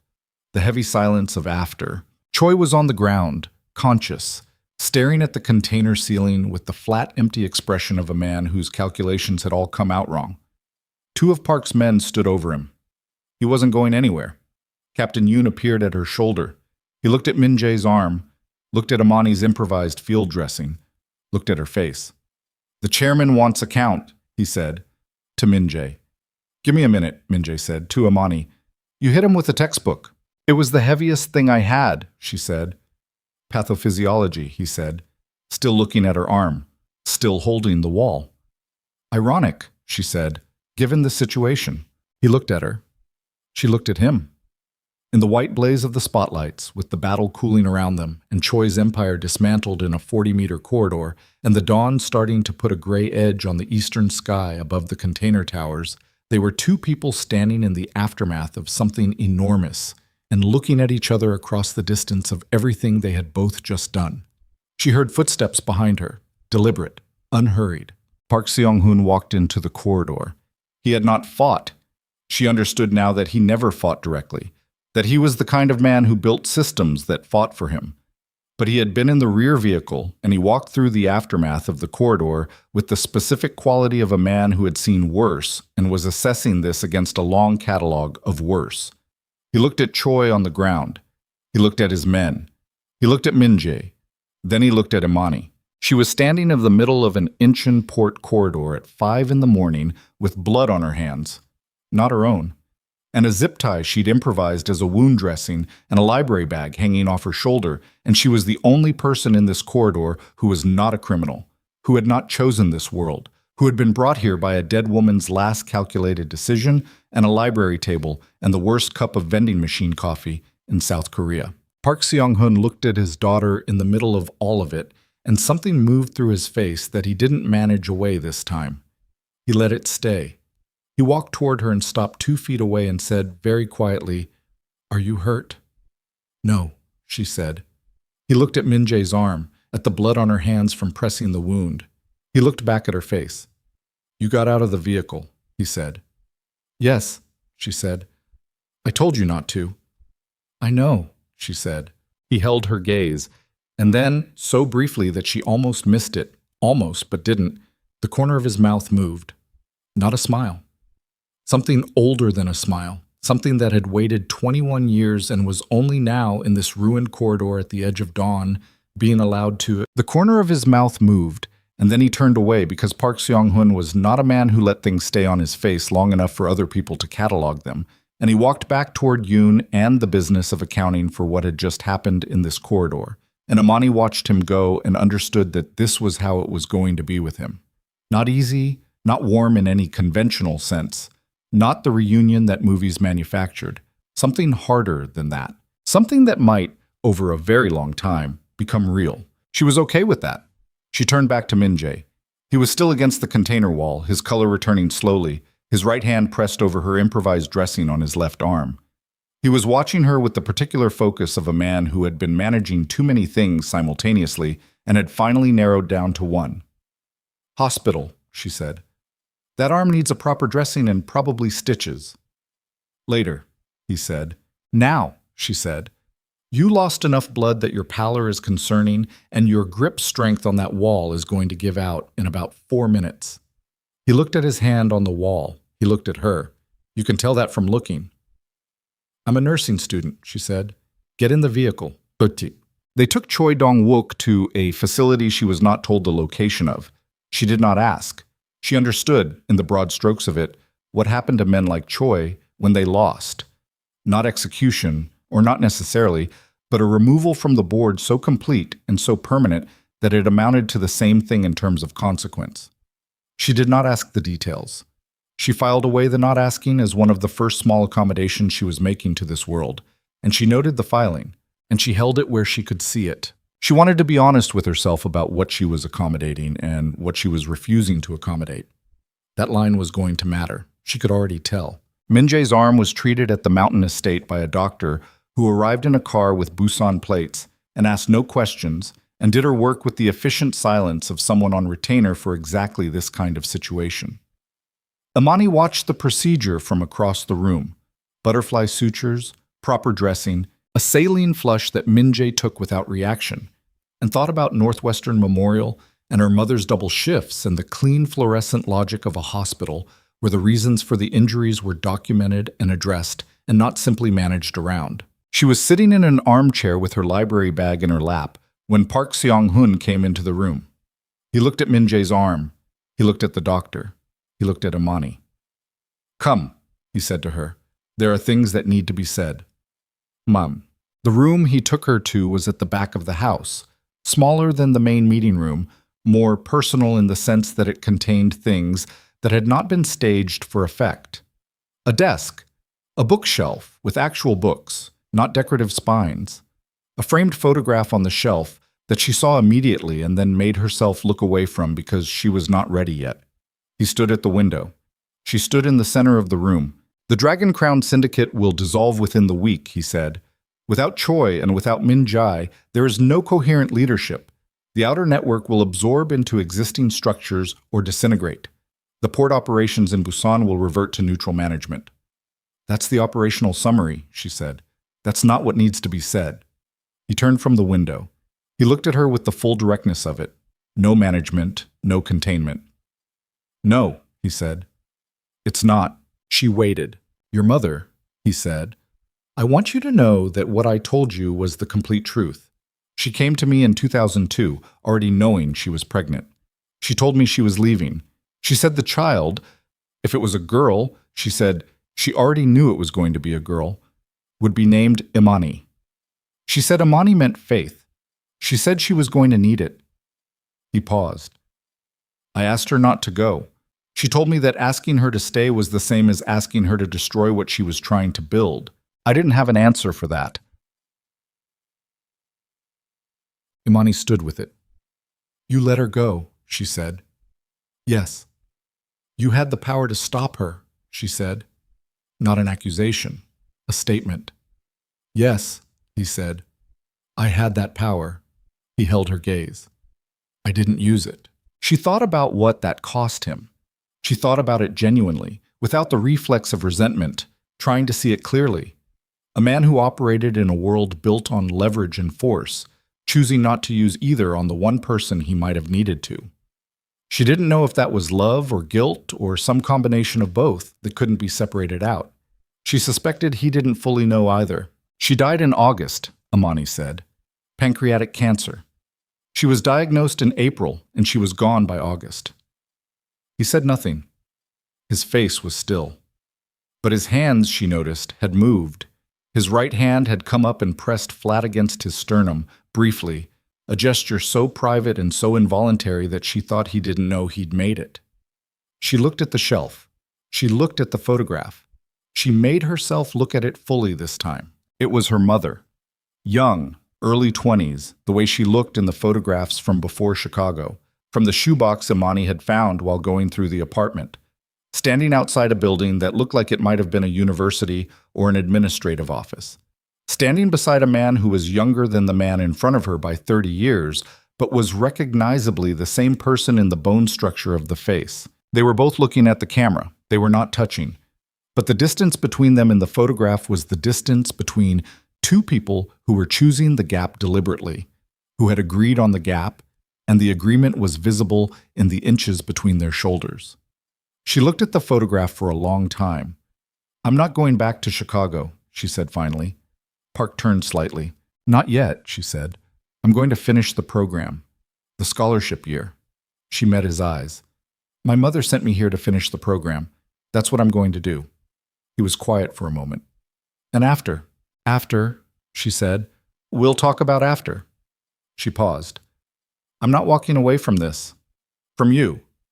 I want to be clear about that. But I'm also not walking into whatever role your captains have already started calculating in their heads." She watched his face. "You have 2 sons. Tell them not to be threatened. I'm not here for a throne. I'm here because my mother sent me here and I'm going to figure out what that means at my own pace." Park Seong-hoon looked at his daughter for a long moment. The window light was changing behind him. Dawn was fully up now, the sky pale and cold through the glass, the first real light of a morning that had been a very long time coming. "Your mother would have said something very similar," he said. Quiet, without performance. "Good," Imani said. She left the room. She walked back down the hallway to where Min-jae was sitting in a chair with his arm properly dressed and his head tipped back against the wall. Not asleep, but the next thing to it, the absolute depletion of a man who had spent 12 hours running on nothing but consequence. She sat down in the chair beside him. He opened his eyes. He looked at the ceiling for a moment, and then at her. "How'd it go?" he said. His voice was still rough. "We talked," she said. "It's going to take a long time." "Yeah," he said. "He's not what I expected." "No one in this situation is what anyone expects," he said. She looked at her hands in her lap. The blood was gone. She'd washed it off in the bathroom down the hall, the water running rust-colored for 30 seconds and then clear. But she could still feel the ghost of it, the pressure of Min-jae's arm under her palm in that corridor. "Your agreement with him," she said. "He'll honor it?" "Park Seong-hoon honors agreements," Min-jae said. "It's one of the things that makes him what he is." "And what are you going to do?" she said. "After." He was quiet for a long moment. The ceiling above them was pale plaster and had nothing interesting on it. "I have money set aside," he said. "Legal. The economics degree is real. The research is real. I've been building towards something legitimate for 3 years. He paused. "I don't know exactly what it becomes, but it's there." "In Busan?" she said. "I don't know," he said. "Maybe."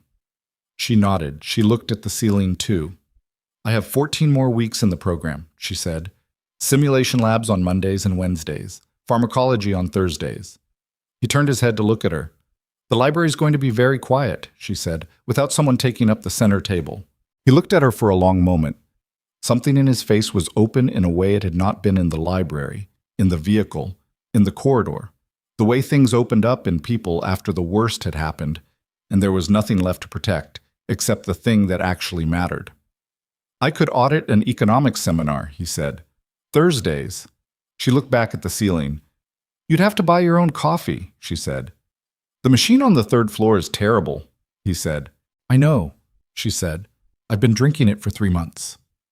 The silence between them after that was not the silence of before. Not the library silence, dense and managed and full of things held back. It was the silence of after, which was different. Lighter, somehow, despite everything it contained. 3 days later, she went back to Busan. Park sent 2 of his men with her. Discreetly. A vehicle that maintained a distance she could pretend wasn't there if she needed to. She had negotiated this.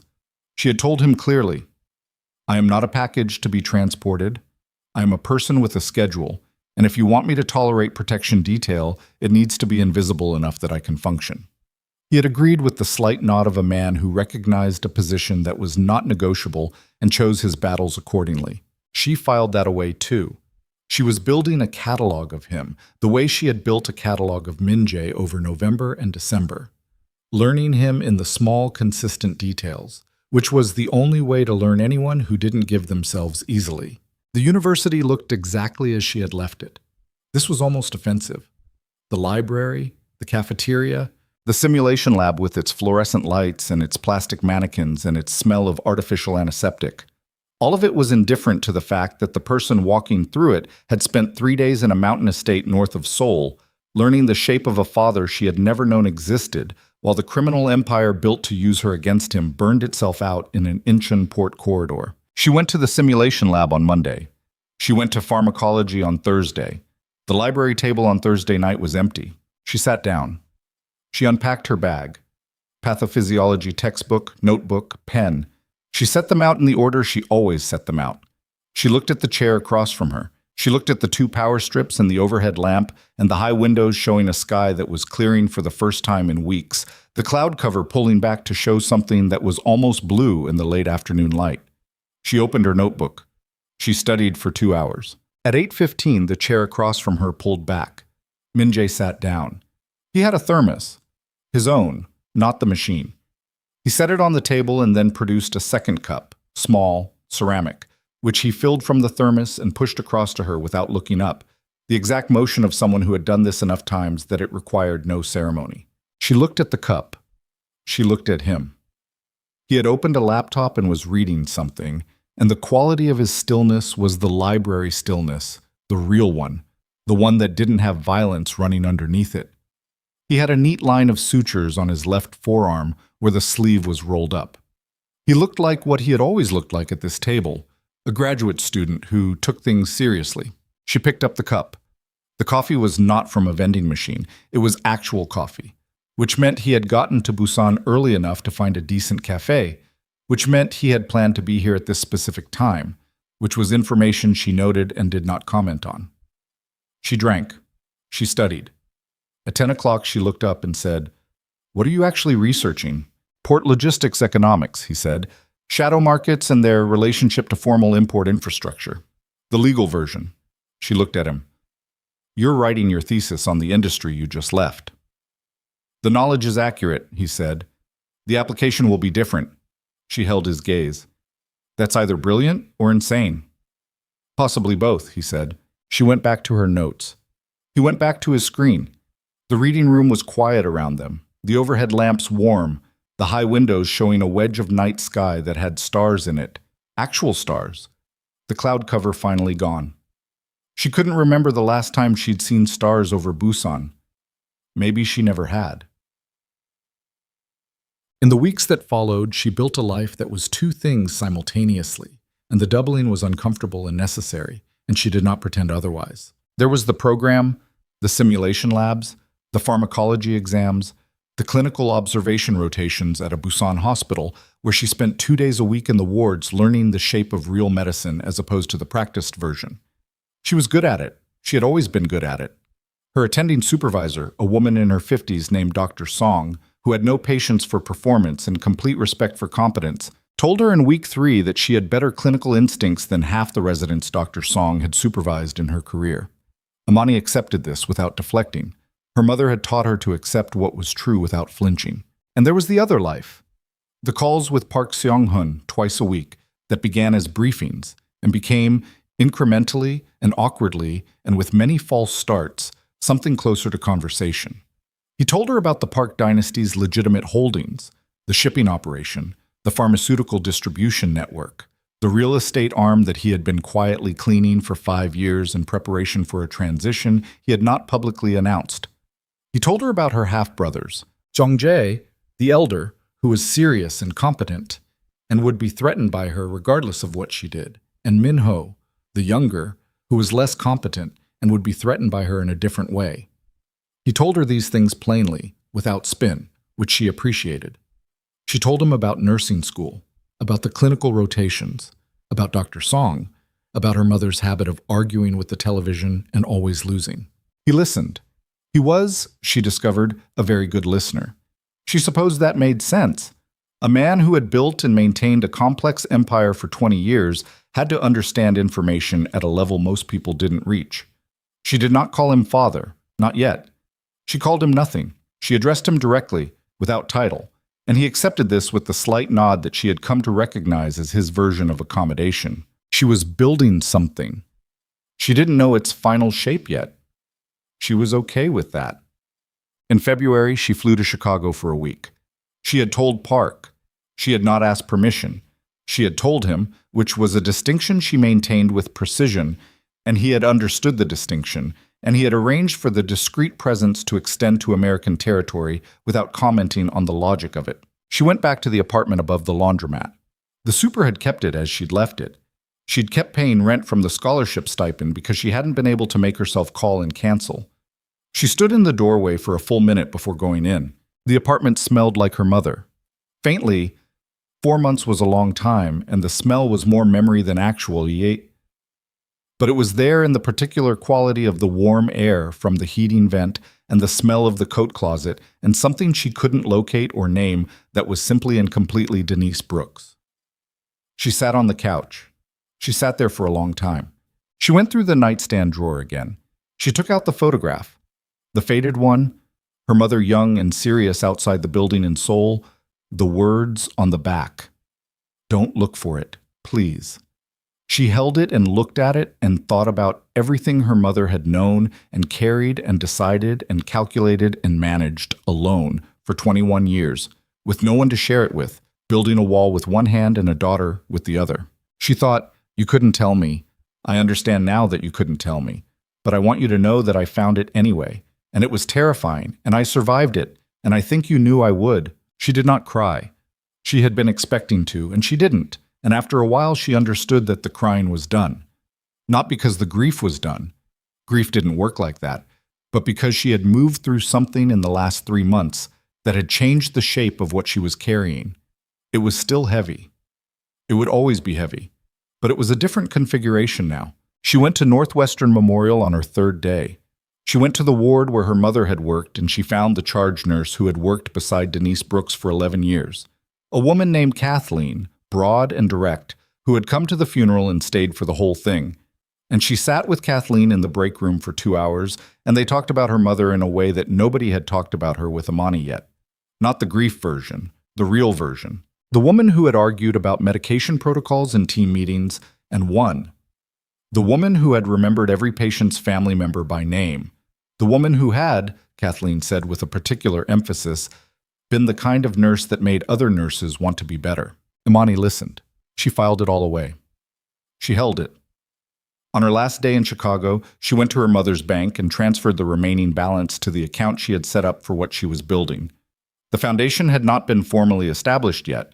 She was working with Park's legal team on the structure, a process that was slower and more complicated than she'd anticipated, and that she was refusing to let be rushed. But the money was there. The intention was there. She had her mother's precise handwriting on the back of a faded photograph, and 11 years of Kathleen's stories, and the specific sound of a woman's voice on a night shift elevator, and she was going to build something out of that. Eat. She flew back to Korea on a Thursday. Min-jae was at the library table when she got there at 9:30 at night, still in her travel clothes, her suitcase in the university housing lobby where she'd dropped it on the way through. She sat down. He looked up. He pushed the ceramic cup toward her. Already filled, still warm, which meant he'd timed it, which was information she held gently and did not examine too closely. "Chicago?" he said. "Yeah," she said. "How was it?" She wrapped both hands around the cup. "Hard," she said. "Good. Both." She looked at him. "I went to the hospital where she worked, talked to someone who knew her for years." He nodded. "It helped," she said. And then, because it was true and because she had decided, somewhere over the Pacific, to stop hedging the true things, I thought about her the whole flight back, about what she decided to do, choosing this over Korea, building what she built. She looked at her cup, and I thought she made the right call. For the time that she had, she made exactly the right call. But the time changed, and so the call has to change too. Min-jae was quiet. He was watching her with the full attention he'd always given her at this table, the attention that was not performance, that had no agenda underneath it. "The foundation," she said. "I want it to fund nursing students, South Korea and the United States both. Students who are carrying debt, carrying family obligations, carrying the weight of being the first person in their family to reach for something like medicine." She paused. "My mother's name on it." "Yes," he said, simply. "And this library," she said. She looked up at the high windows, at the overhead lamps, at the long wooden table that had been, for 3 months, the whole geography of something she hadn't had a name for. A permanent endowment, reading room, in her name. He looked at her. "I'll donate to it," he said. "Considerably." She looked at him sideways. "The money is legal," he said. "The accounts are clean. I had them audited 6 months ago in anticipation of—" He paused. "In anticipation of change." She looked at the table. She looked at the chair across from her where he was sitting. She thought about the first night, the pen rolling off the table, the hand catching it without looking up, the single syllable that had passed for acknowledgement. She thought about the harbor at night, the colors cycling on the bridge, the chestnuts in the paper cone. "Min-jae," she said. He looked up. "When I finish the program," she said, "I'm going back to DePaul, the nursing degree. I'm finishing what I started." She held his gaze. "That's going to be Chicago. A year, maybe 2. "I know," he said. "And after that," she said, "I'm coming back here, to whatever this is." She meant all of it. Park, the foundation, the legal machinery, the 2 phone calls a week that were becoming something neither of them had a word for yet. "But that's the order. Program, then Chicago, then this." He nodded. "You're not going to say anything about that," she said. "What would you like me to say?" he said. "I don't know," she said. "Something." He looked at his laptop. He looked at his coffee. He looked at her across the table in the warm lamplight of the library reading room where everything between them had started. "I'll be here," he said. "Or somewhere. I'll still be standing when you get back." It was not a romantic declaration. It was not a promise wrapped in music. It was the thing Min-jae was capable of offering, which was a fact, stated plainly, with the full weight of a man who did not say things he didn't intend to keep. She held it. It was enough. More than enough. She opened her notebook. She uncapped her pen. She went back to her notes. He went back to his screen. The library was quiet around them. The high windows showed a clear night, February cold, sharp and clean, the stars visible from the 4th floor for the first time in months. Somewhere below the ridge on the far edge of the city, Busan Harbor was doing what it always did, moving, shifting, the constant silent commerce of a world that did not stop for any particular drama, that simply continued in the dark. On the table between them, 2 cups. Neither was from the vending machine. But it is 3 months later, on the day she submitted her final clinical portfolio and completed the Korean-American Medical Exchange Program, Park Seong-hun called at 7 in the evening. She was sitting on the floor of her dormitory room with her portfolio printed and bound in her lap and her suitcase half packed in the corner. "You finished," he said. Not a question. He had been tracking the date. "I finished," she said. A pause. The quality of it was different from the early calls, less formal, less careful. They had logged enough hours now that the careful had worn off somewhat, the way paint wore off on surfaces that were touched regularly. What was underneath was harder to describe. "Your mother would have—" He stopped himself. "Yeah," she said. She would have. He was quiet for a moment. Safe travels, he said. Chicago. I'll call when I land, she said. She almost said his name at the end of it. The word for father in Korean was a small word, one syllable when said with the informal weight of it, the weight of actual use rather than ceremony. She had been holding it for 3 months, not sure if she was ready, not sure if readiness was even the right framework. Maybe it wasn't something you waited to be ready for. Maybe you just said it and then it was true. She said it. One syllable. Quiet. Into the phone in an empty dormitory room with a half-packed suitcase and a finished portfolio and the whole large, uncertain architecture of a life that was not the one she had arrived expecting to live. The pause on the line was long enough that she wondered if she'd misjudged. Then Park Seong-hun said, in a voice that had something in it she had not heard from him before, something that had clearly not been used in a very long time. Good night, Imani. She put the phone down. She looked at the dormitory ceiling. She breathed in and breathed out and felt the weight of the last 4 months. The library, the harbor, the corridor, the mountain estate, the Chicago apartment, the conversation in the back room of the house with the photograph on the shelf, settle into her body not as something that needed to be resolved, but as something that had become simply part of what she was. She stood up. She finished packing. Outside the dormitory window, Busan was what it always was at night, wet and lit and indifferent to the private weight of any individual moving through it. The harbor beyond the city was dark and immense. And somewhere in the city, a man she had met at a library table was sitting at a different table now, working on something legal, building towards something different, and he would be standing when she came back. She zipped the suitcase. She put her notebook in her bag. The pen. The pathophysiology textbook with the dented cover where it had met the back of Choi Dong-wook's head in a port corridor at 5 in the morning. She turned off the light. She walked out.